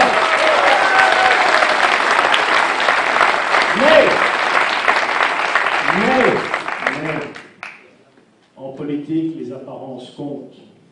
Et le sondage contribue à forger l'opinion. Vous avez en fait deux types d'électeurs. Vous avez les électeurs qui votent parce qu'ils savent ou ils croient savoir quel est l'endroit, la personne, le clan politique qui est le plus proche de lui. Et il va voter à cet endroit-là. Ça, c'est l'électeur, on va dire, éclairé, quel que soit son bord. Et puis vous avez une importante, je ne dirais pas majorité, mais un nombre important de gens, en particulier dans des classes plus bourgeoises, qui regardent en se disant il faut que mon vote se fasse chic. Et chic, ça veut dire qu'il soit gagnant. Ça s'appelle quoi? Ça s'appelle le vote utile. Utile pour qui? Utile pourquoi? C'est la suite qu'il dit, mais ça s'appelle le vote utile. Or, le vote utile est issu et déterminé par les sondages. Et c'est là où la boucle se referme. Et donc, je vous dis très tranquillement, nous sommes plus hauts que les sondages. Mais je vous dis aussi ce qui paraît sur les sondages. Donc, pas une minute à perdre. La dernière ferme, le dernier artisan, la dame qui n'a pas pu se sortir dans HLM et qui est tout en haut de l'immeuble, c'est cela que nous allons voir jusqu'au dernier dans un porte-à-porte, acharné jusqu'au dernier jour. Je vous y convie, car c'est ceux-là qui vont nous donner des sondages de vote utile que le vote utile amplifiera pour nous amener au-dessus de quelqu'un qui est en dessous de tout.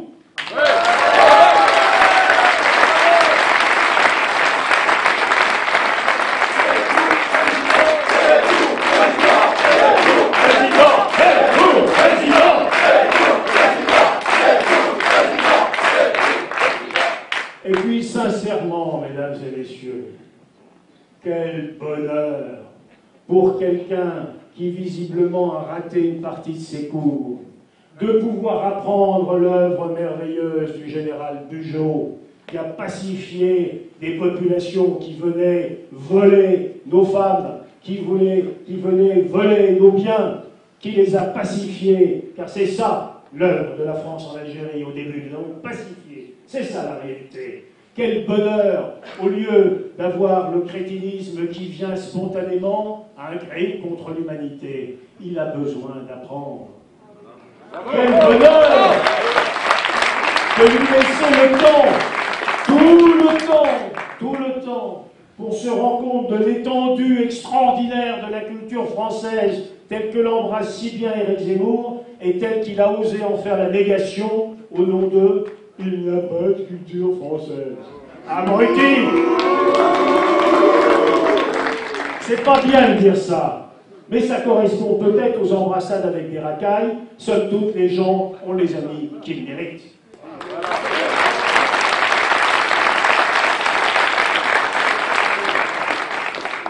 Avant de passer la parole à mon ami Jean-Frédéric Poisson, qui lui aussi, comme Éric Zemmour, est un puits de culture et de philosophie, je le dis à sa place, parce qu'il sait bien et qu'il est cela aussi, comme Éric Zemmour.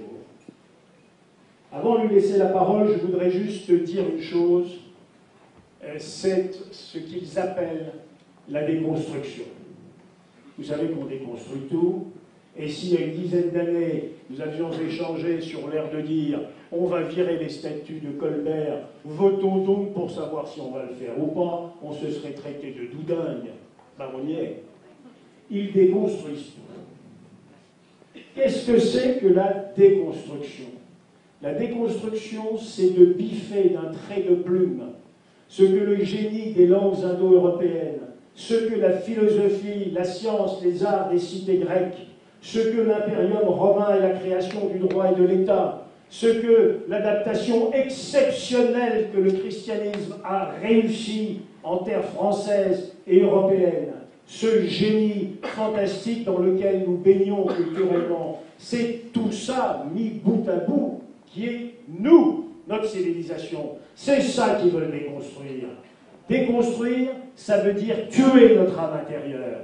Déconstruire, ça veut dire qu'on se regarde dans la glace, qu'on ne sait plus qui on est. Déconstruire, ça veut dire qu'on déconstruit tout. Les couples, les parents, les enfants, les familles, le travail, l'industrie, l'instruction, la succession. Merde, ça suffit!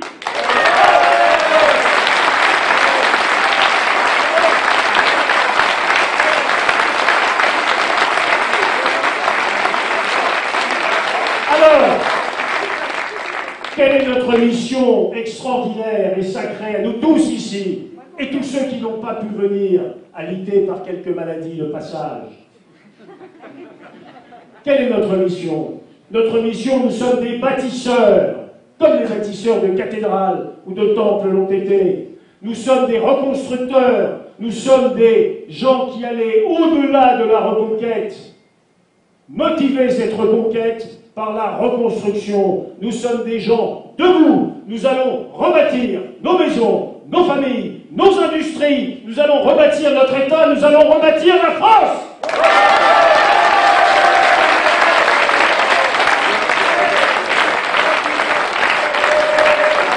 Merci beaucoup.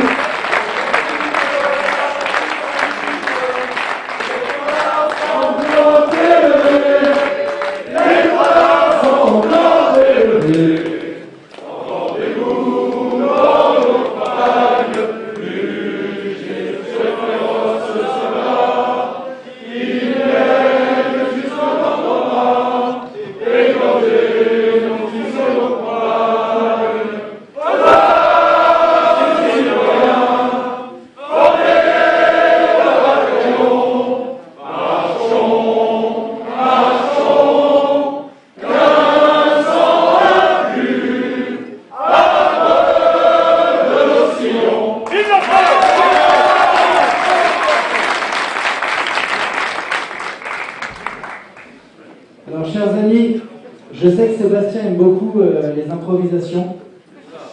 Donc, c'était pas prévu, mais je vais le faire quand même. Nous allons envoyer un petit message de soutien à Eric ce soir. Donc, je vous demande de tous prendre vos drapeaux. Et je vais lui faire un petit message. Et puis, quand je me retournerai vers vous, à vous de jouer. Bonsoir Eric. Donc, de la part de la Sarthe, un petit message.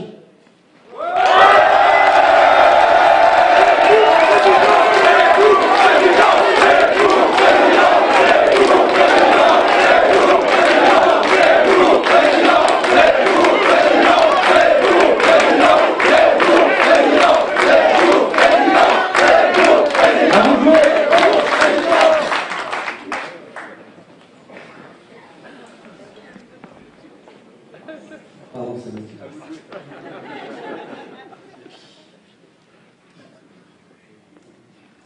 Ancien maire de Rambouillet, il a été député des Yvelines, vice-président de la commission des lois de l'Assemblée nationale, reconnu pour sa ténacité et sa technicité dans les débats parlementaires, président de Via la Voix du Peuple, il défend avec acharnement nos libertés fondamentales.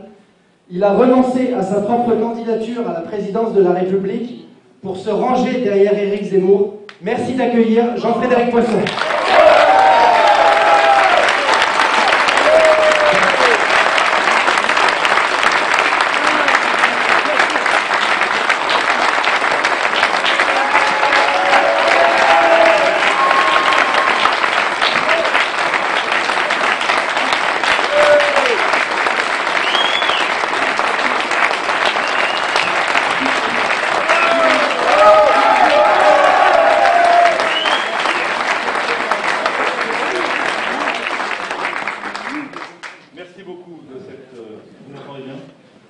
J'ai demandé d'écouter le micro parce que je suis un peu méditerranéen, je parle avec les mains.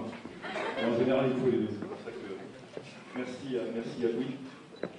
Cher Philippe Millot, chère Jacqueline, mesdames et messieurs les élus actuels ou récemment anciens, mesdames et messieurs et chers amis, je voudrais moi aussi commencer cette intervention par les remerciements. Philippe les a formulés avant moi, mais je tiens à le faire parce que ça me paraît aussi important. D'abord, je vais revenir à Louis Cacré dans quelques instants, mais je voudrais vous dire toute la gratitude que j'ai à l'égard de tous ceux qui ont organisé cette soirée, magnifique soirée, qui me donne l'occasion de venir une fois de plus dans la Sarthe, chère Brigitte Dujardin. Et voilà, si vous pouviez avoir quelques applaudissements pour les organisateurs.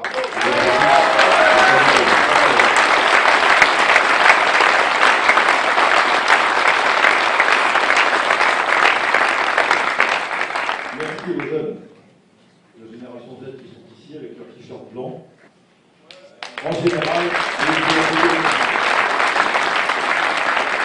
vais faire exception à la règle, cher Philippe et cher Louis. Il n'est pas d'usage dans les réunions publiques de parler après la Marseillaise, de la même manière que dans les réunions officielles, il n'est pas d'usage de parler après le préfet. Mais comme nous sommes en train de reconquérir, de rebâtir et de réinventer un certain nombre de choses, ce soir, je fais une exception pour vous être agréable, évidemment, mais avec grand plaisir. Donc, merci aux amis et merci aux forces de l'ordre qui sont à l'extérieur et puis au service de sécurité qui est dedans, grâce à qui tout se passe bien. Je rejoins également ce qu'évoquait Philippe Millot tout à l'heure. J'ai eu la chance de, comme vous le savez, de parti politique de Villepinte. Il y a eu quelques incidents, on va dire ça, quelques provocations.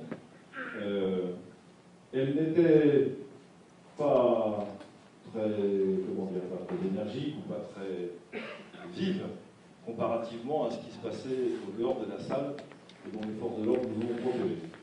Merci donc à tous ceux qui, chaque jour, dans des conditions de plus en plus difficiles, mais encore ce soir, à l'extérieur de cette salle, assurent notre sécurité. Et je vous remercie de bien voir là aussi manifester votre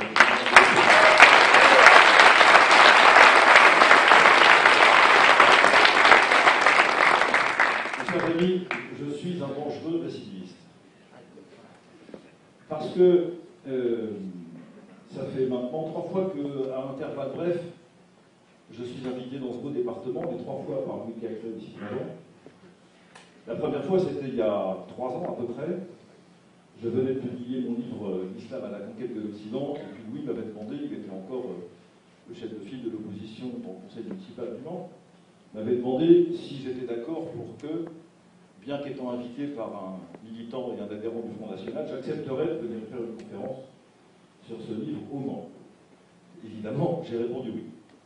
La fois suivante, c'était toujours à l'invitation de Louis Cacré avec Brigitte Dujardin, c'était question de faire la liste commune aux élections municipales contre la gauche locale, Stéphane Le Foll particulièrement, puis Madame Caramanli, quelques autres. Et alors la même question s'était posée, est-ce que vous accepteriez de faire une liste commune avec les adhérents du Front National? Est-ce que le parti VIA accepte de faire une liste commune? Oui. À partir du moment où le projet est commun, à partir du moment où les personnes que nous soutenons ont le même sens, la même volonté, la même conception du service politique que nous, et à partir du moment où ils sont d'accord, il n'y a pas d'objection à ce que l'union se fasse. Et l'union s'est faite. Ah, on n'a pas exactement obtenu le résultat qu'on avait escompté ni espéré, mais ça, ce sont les aléas de la vie politique, mon cher Louis. Et puis me voilà ce soir, dans un contexte assez comparable au fond. Une élection présidentielle cette fois-ci, mais la même volonté de participer à ce que j'essaye, sans succès jusqu'ici, mais j'y reviendrai, parce que nous avons essayé avec les militants de Diane à Voix du Peuple, d'autres amis, Barbara Mazière ici présente, qui a été citée tout à l'heure, de faire comprendre, c'est-à-dire qu'il n'y a pas de redressement possible de la France sans la constitution d'un socle de programme commun, comme on disait dans les années 70 pour la gauche, qui rassemble autour de lui et sur lui toutes les personnes de bonne volonté. Voilà quelle est ma motivation, voilà pourquoi je suis là ce soir, et voilà pourquoi je soutiens la candidature d'Éric Zemmour.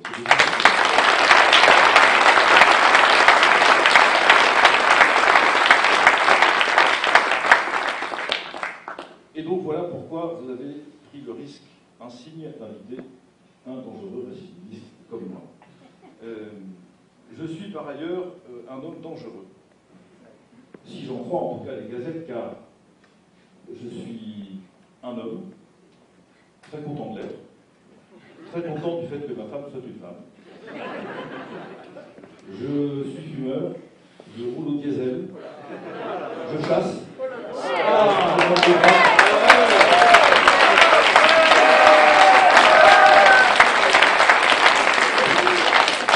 Je suis croyant, je fais de la politique et je soutiens Éric Zemmour. À vous de faire beaucoup.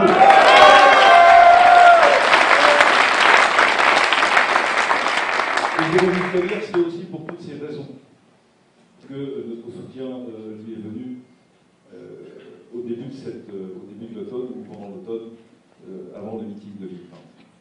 Mais nous avions avec Éric des conversations anciennes. Vous savez sans doute que nous nous connaissons bien et que nous avions l'habitude, dans les quelques déjeuners que nous avons eus avant d'entrer d'entrer dans cette campagne électorale, comme dans les temps plus anciens, de parler de choses absolument essentielles. Absolument essentielles. Je veux parler du football, de l'histoire du rock'n'roll et d'un certain nombre de considérations littéraires. Après avoir étudié les questions futiles, la politique, l'histoire, tout ça, nous en venions à ces considérations-là. C'est la raison pour laquelle, la première chose que je voulais vous dire ça ce soir, c'est je suis toujours frappé, pour avoir travaillé pendant quelques années auprès de Christine Boutin, j'ai connu le même scénario.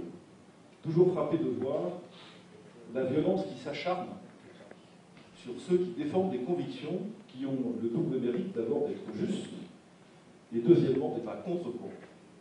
C'est une chose extrêmement douloureuse d'être à contre-courant parce que d'abord c'est plus difficile, évidemment, mais par ailleurs, il y a, et ce que fait très bien Éric Zemmour, et il a réussi là où beaucoup d'entre nous n'ont pas réussi, il faut dire les choses telles qu'elles sont, et je le dis sans aucune espèce d'amertume. Il a réussi à faire entendre, à faire porter, à faire percuter cette voix et ces conceptions, malgré les oppositions de tout un système de gens qui voulaient le rendre muet, de gens qui voulaient l'étouffer ou le faire taire. Il y est parvenu.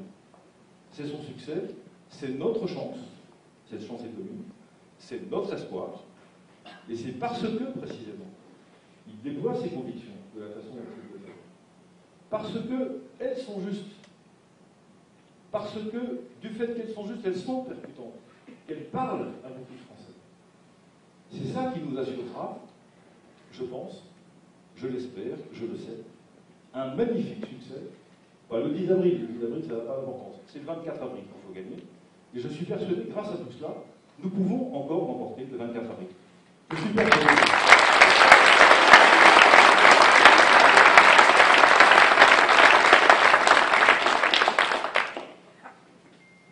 Éric Zemmour n'est pas l'affreux Jojo que l'on vous dit. J'ai rencontré un certain nombre de ses collègues, des journalistes qui ont pignon sur rue, que vous voyez souvent sur les plateaux de télévision, qui m'ont dit pique-pendre sur cet homme. Et après tout, même si c'était vrai, quelle importance. La chose qu'on lui demandera, on lui demande déjà, c'est de redresser notre pays. La chose qu'on lui demandera, c'est d'être fidèle à ses engagements. La chose qu'on lui demandera, c'est de ne pas trahir la sincérité et le courage qu'il nous demande à nous pour nous soutenir lui. La chose qu'on lui demandera, c'est de ne pas abandonner toutes les choses sur lesquelles il a construit son succès, il aura construit son succès avant d'arriver au pouvoir. Quelle personne est-il? Ça ne m'appartient pas, ça ne vous appartient pas non plus. Ce qui nous appartient, c'est ce que nous avons en commun. Et c'est au nom de ce que nous avons en commun avec lui que nous sommes ici. En tout cas, que moi je suis ici à vous parler avec joie ce soir. Ce que nous avons en commun, au fond, ceux qui m'ont précédé ici à ce micro l'ont parfaitement dit, je ne vais pas vous répéter. Et j'ai beaucoup apprécié la liste incomplète, mais déjà très très dense, cher Monsieur Lord, que vous avez apprécié tout à l'heure. Voilà ce que nous voulons, c'est que nous ne voulons pas être dépossédés de ce qui a fait notre pays, notre peuple, notre mode de vie, notre identité, notre histoire, jusqu'ici. Nous ne voulons pas ça. Est-ce que ce qui a été dépeint par des orateurs précédents à ce micro, l'union des droites, est-ce que nous sommes tous bien certains de ne pas vouloir la même chose? Oui, ça c'est vrai. Nous sommes à refuser des choses identiques, c'est exact. Nous ne voulons pas que la France disparaisse. Très bien. Est-ce qu'on est bien sûr, tout à fait sûr, d'être tout à fait d'accord sur la France qu'en revanche on voudrait? Pas forcément. Mais justement, l'apprentissage que nous avons tous à faire consiste dans ceci que travailler en union avec quelqu'un, ça veut dire, d'abord je sais que vous voulez des choses identiques à ce que je veux moi, en tout cas nous voulons que la France ne meure pas. Et même si toi qui es mon voisin, tu me fais suer avec ce que tu dis, ce que tu crois, ce que tu veux, ce qui est important pour toi, j'ai suffisamment de force, suffisamment de conviction, suffisamment de confiance dans le fait que nous sommes unis sur l'essentiel que je peux accepter facilement quelques divergences, quelques différences ou quelques nuances. Ne croyez pas qu'Éric Zemmour et moi-même soyons d'accord sur tout, tout le temps. Ne croyez pas que nous soyons les mêmes personnes. Ne croyez pas que nous mettions les choses dans le même ordre. Et c'est vrai, évidemment, de toutes les personnes qui sont ici présentes dans cette salle, c'est vrai de vous tous. Mais je me permets de vous le dire, quelle importance! Quelle importance! Qui sont nos adversaires? Le mensonge. Le quinquennat d'Emmanuel Macron, qui est peut-être la plus belle ribambelle de menteurs qu'on ait jamais alignée sur les bancs du gouvernement.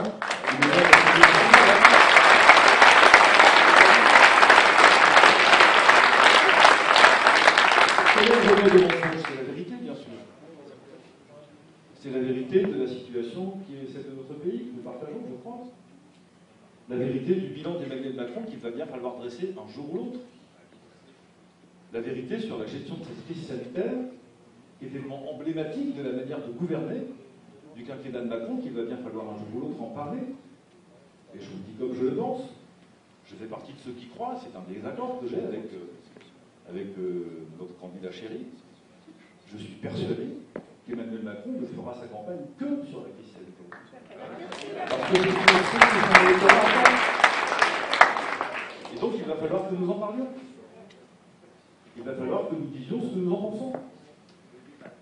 Et quand il ne ferait pas campagne sur la crise sanitaire, le reste du temps, il nous expliquera que tout ce qu'il avait promis, il n'a pas pu le faire à cause de la crise sanitaire. Donc nous sommes piégés. Nous sommes piégés pas par le fait de ne pas en parler. Nous sommes piégés par le fait que ce sera son seul thème de campagne. Et malheureusement pour nous en tout cas, nous avons affaire à un certain nombre de résistances et une très grosse difficulté, les amis, mais c'est probablement l'aspect le plus spectaculaire du bilan d'Emmanuel Macron. Vous avez, en tout cas, je vois que dans cette salle, certaines d'entre vous, sans doute à l'école, où on apprenait encore les dessins historiques, connaissent le fameux dessin de Carandache sur l'affaire Dreyfus. Il y a deux dessins, vous savez, avant d'avoir parlé de l'affaire Dreyfus dans un niveau de famille, puis après. Alors avant tout se passe bien, puis après c'est la fin campagne. C'est pareil avec la crise sanitaire et le vaccin, mes amis, dans nos familles. Et Emmanuel Macron a réussi une espèce de prodige. C'est d'introduire, par son mensonge, par leur mensonge, par leur mépris, là encore, comme disait Jacqueline Moreau tout à l'heure, très justement, un ferment de division au sein même de nos familles, qui rend tout plus compliqué, qui rend difficile le fait d'évoquer calmement des choses aussi importantes que celle-là, importantes à un point tel que cet après-midi, malheureusement pour vous tous, le Conseil constitutionnel a validé le pass vaccinal et surtout a consacré le fait que l'indemnisation des victimes d'effets secondaires du vaccin ne serait pas prise en charge par l'État, ce qui est irresponsabilisant, évidemment, au dernier degré. Voilà. Alors, je vois bien que ça suscite des réactions à chaque fois qu'on évoque ces sujets-là, évidemment. Vous connaissez les positions que j'ai prises sur cette question. Moi, je suis pour que ceux qui veulent se faire vacciner se fassent vacciner, et ceux qui ne le veulent pas ne le veulent pas. C'est très simple.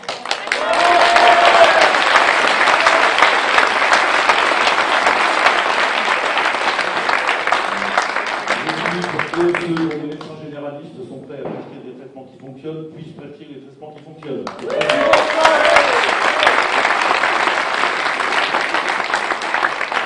Et je suis pour qu'on n'emmerde pas les gens avec des dispositifs qui ne servent à rien et qui n'ont pour seul effet que de nous priver de libertés fondamentales.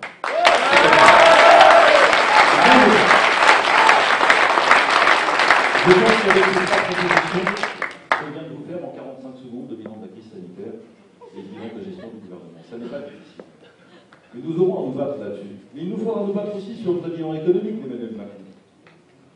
Et j'entends encore beaucoup trop, c'est ma surprise d'ailleurs, je vous le dis comme je le pense, de dirigeants d'entreprise, de cadres supérieurs, des gens qui exercent des responsabilités éminentes dans le monde politique, dans le monde de l'économie, pardon, et qui ont voté Emmanuel Macron en 2017, souvent aux deux tours d'ailleurs, quoique leur origine politique fut un peu différente avant cette élection, en nous expliquant que, à l'époque, en 2017, Emmanuel Macron était le seul candidat valable sur le plan économique et qui pourrait, lui, redresser le pays, etc. Puis il nous dit la même chose 5 ans plus tard, malheureusement. Les mêmes. je vois beaucoup, je ne comprends pas d'ailleurs, je vous dis, comme je le pense, c'est pour moi une surprise.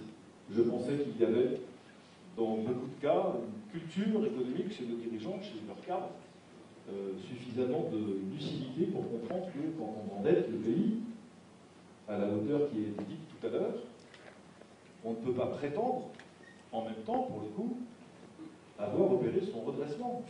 C'est soit l'un, soit l'autre. Soit vous êtes prospère, soit vous êtes endetté. Ça peut être les deux. Il faut s'entendre. Soit les entreprises vont bien, soit le monde du travail va bien, soit avec la prolifération du télétravail, vous fabriquez des dépressifs et des têtes qui tournent et des affaiblissements psychologiques dont on ne se remettra je ne sais pas quand, et vous ne pouvez pas dire que les entreprises vont bien. Et il suffit de voir comment maintenant la qualité de service se dégrade partout pour considérer que ça aussi c'est une partie du bilan d'Emmanuel Macron. Alors vous allez me dire, on est loin des considérations géopolitiques, oui peut-être. Mais je crois que dans cette union des droites qui a été évoquée tout à l'heure, alors Barbara et Christophe ici présents le savent bien, parce qu'elle est là aussi, on en parle souvent. L'union des droites, c'est bien. J'en casse le micro. Non, c'est bien, j'ai rien contre, c'est formidable, c'est merveilleux. Ça n'est pas tout à fait mon problème. Pardon de vous provoquer un peu sur ce sujet. Je crois qu'il y a énormément de gens, bien au-delà des électeurs de droite, qui sont d'accord avec la liste qu'a dressée M. Jean tout à l'heure, la suite de... Maintenant, nous sommes, depuis François Hollande, habitués au mécanisme de l'anaphore, nous voulons, c'est comme moi, président. Qu'est-ce que vous avez entendu tout à l'heure dans cette expression que 99,9% des Français ne veulent pas? Où y a-t-il un autre constat politique, une autre affirmation de volonté, si largement partagée par les Français, ailleurs que dans le programme d'Éric Zemmour? Et comment se fait-il que nous n'arrivions pas pour l'instant, pas autant que nous voudrions, ou pas comme nous voudrions, ou à le faire comprendre ou à le faire entendre? Les circonstances médiatiques et les techniques ont été parfaitement expliquées par Philippe il y a quelques instants, je n'y reviens pas. Voilà ce à quoi je vous invite à réfléchir pour terminer mon propos. Nous avons la possibilité d'aider Éric Zemmour à accéder à l'Élysée le 24 avril prochain. Je suis persuadé que le jeu est tellement ouvert, les Français tellement indécis, tellement dépités, tellement exaspérés, que pour l'instant encore, moi qu'on puisse dire, c'est qu'ils ne sont pas complètement entrés dans la campagne présidentielle en termes d'investissement personnel.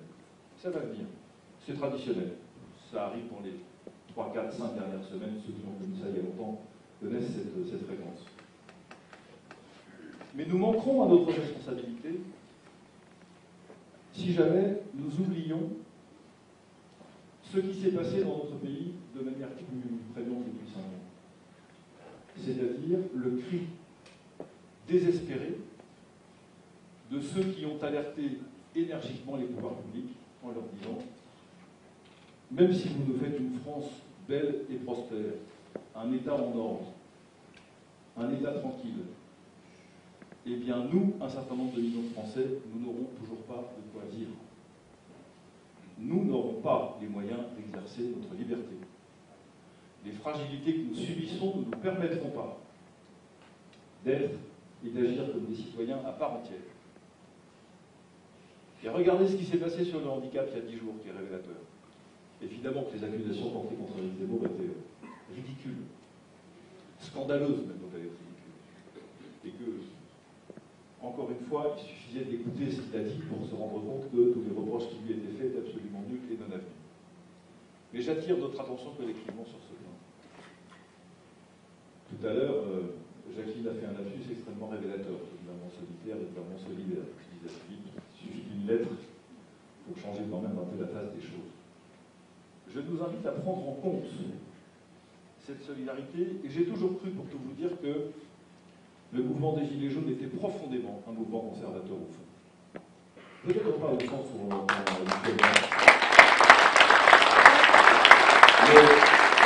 conservateur parce que simplement ils voulaient voir leur vie se rattacher à des choses simples, à des choses traditionnelles, à des choses anciennes, à des choses qui font vivre les sociétés depuis la création de l'homme, je pense. Simplement ça. Récupérer les moyens d'exercice de sa propre dignité, récupérer un peu d'écoute, un peu de considération de la part de ceux qui gouvernent. C'est pas des choses compliquées. C'est même pas des choses très chères ni très difficiles. Mais voilà quel est notre deuxième ennemi après le mensonge, c'est le mépris. Et je pense que nous sommes en situation, parce que nous venons d'horizons différents. Et c'est ce qui m'a beaucoup marqué au meeting de Villepinte, c'est ce qui m'a beaucoup marqué à Châteaudun, c'est ce que je vois encore ce soir, aujourd'hui. Et je n'avais pas vu ça dans les réunions politiques depuis je ne sais pas combien de temps. Un brassage très spectaculaire de générations, d'origine, sans doute de culture, peut-être de géographique, peut-être économique. Bref, une grande diversité que je ne vois pas ailleurs. Cette diversité-là doit aussi se mettre au service de ceux qui ne peuvent pas forcément tout seuls, pas tout seuls, exercer leur liberté et faire valoir leur propre dignité. N'oublions pas que des millions de Français sont dans cette situation, et ne les oublions pas parce que nous serons les seuls à leur parler. Et c'est la force du message d'Éric Zemmour. À partir du moment où il a choisi de se placer en prenant comme de parler à partir des enjeux de civilisation, puisqu'il a choisi de s'occuper de la France d'abord, donc de tout le peuple français, pas des taux de TVA, pas des tranches d'impôts, pas des normes européennes, peut-être même pas de je ne sais quelle contrainte industrielle. Non, non, la France. Prenons les choses par le haut. Eh bien, c'est beaucoup plus facile pour nous d'inclure dans ce projet politique tous ceux qui veulent y participer. Et je suis persuadé que l'immense majorité des Français veulent y participer. L'immense majorité des Français veulent dire ce qu'ils veulent de la France. Et ne prenons pas pour un hasard ce qui doit devenir pour nous une forme de convergence facile. Sur les ronds-points des Gilets jaunes il y a 3 ans, les choses ont commencé, à cause de toi, ma chère Jacqueline, si je peux dire, mais merci, avec des affaires de prix du gasoil et de limitation de la vitesse sur des routes départementales. C'était ça le point de départ. 3 semaines après, arrive le référendum d'initiative citoyenne. Ça n'est fait offense à personne que de dire que ce n'est pas tout à fait le même genre de sujet. Et on ne voit pas très bien le point commun entre les deux. Ce qui m'a beaucoup intéressé à l'époque, c'était l'ignorance totale, le manque total de considération de la brièveté de ce délai par rapport à la différence de nature de ces deux types de questions. Qu'est-ce qui fait que des personnes qui sont réunies pour parler du prix de l'essence et de la limitation de vitesse se retrouvent tout à coup à exiger le référendum d'initiative citoyenne? Alors, quel que fut la, comment dit-on, le canal, le courant, on va appeler le courant, on est Gilets jaunes, pour le coup, c'était assez parti. Qu'est-ce qui s'est passé? Il s'est passé l'expression du peuple français, des plus modestes d'entre eux qui n'avaient pas de compensation possible, et qui ont dit au pouvoir public, nous n'en pouvons plus d'être méprisés comme nous le sommes.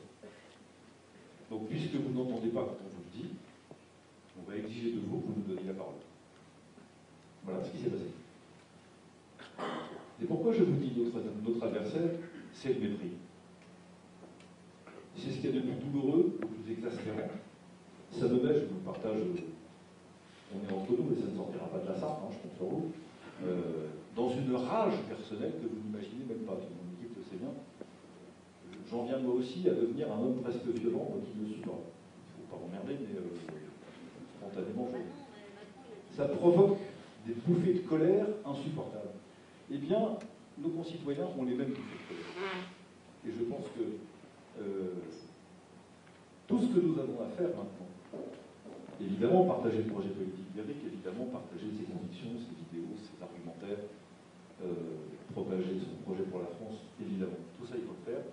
Il y aura d'ailleurs dans ce projet très bientôt un volet sur la prise en charge des fragilités, puisque ça fait partie des choses que j'ai la charge d'apporter dans son projet de il y a là quelque chose qui se joue et qui est, à mon avis, absolument fondamental. Et qui permettra de donner à cette union politique que nos mouvements respectifs constituent aujourd'hui ce soir, et merci à Reconquête pour cette invitation, et au mouvement conservateur de sa présence. Nous aurons à ce moment-là, je pense, une force de percussion politique absolument décuplée. Elle ne sera pas simplement partisane, elle ne sera pas simplement droitière, elle sera universelle comme la France est universelle. Et je pense que c'est ça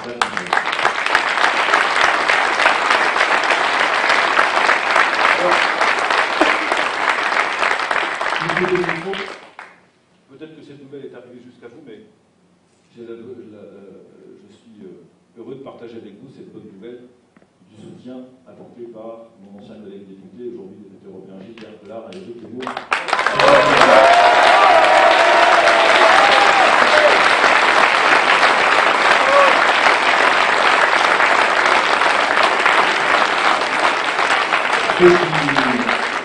Ceux qui connaissent bien les arcanes du Rassemblement national, je ne suis pas le meilleur connaisseur dans cette salle, c'est beaucoup plus expert que moi, pourront vous confirmer que probablement d'autres villégiatures sont à l'ordre du jour et qu'il ne sera pas le dernier.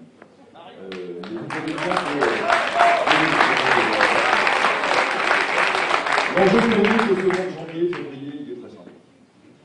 Je partage l'avis de Philippe disait tout à l'heure. Ne faisons pas attention au sondage, ou alors faisons aussi attention. Je vous livre un argument pour vous dîner en ville, si jamais ça pouvait vous servir. Regardez les sondages, oui, mais ne manquez jamais de regarder à côté des intentions de vote le coefficient de sûreté du vote. Vous savez, les sondeurs mesurent deux choses.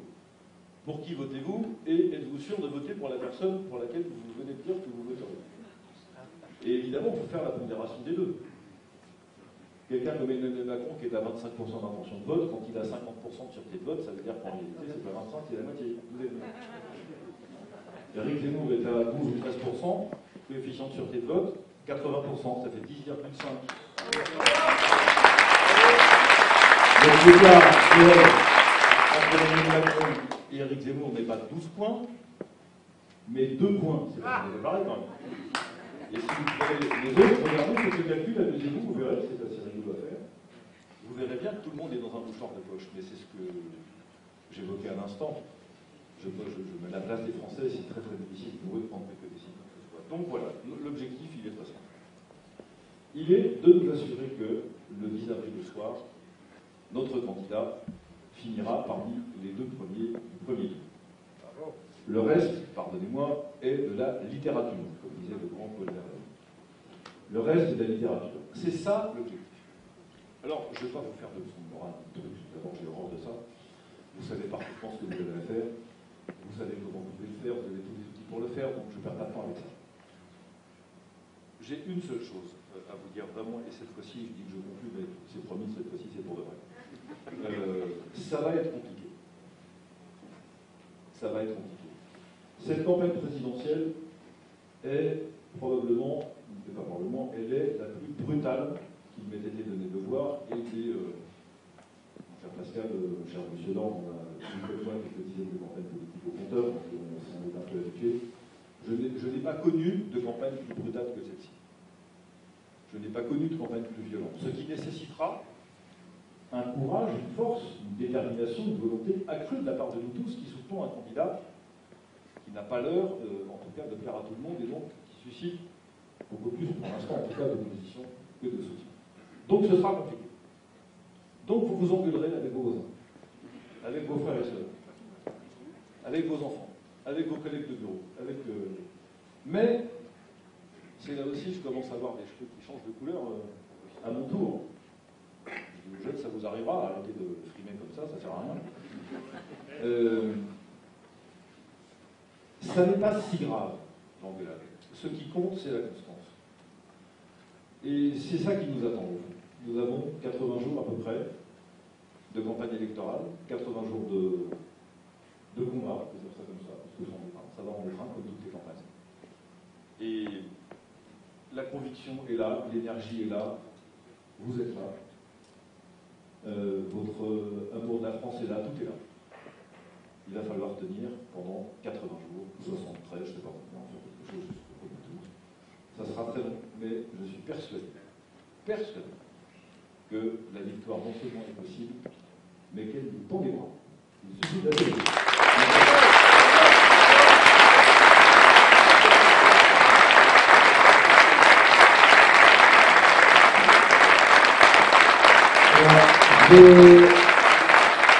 Et je vais applaudir encore bien fort, merci beaucoup à la fédération de merci Jacques Moreau, merci Yves, merci Pascal Gana, merci Fabien. Allons enfants de la patrie, le jour de gloire est arrivé, contre toute la tyrannie, l'étendard sanglant élevé, l'étendard sanglant élevé, entendez-vous?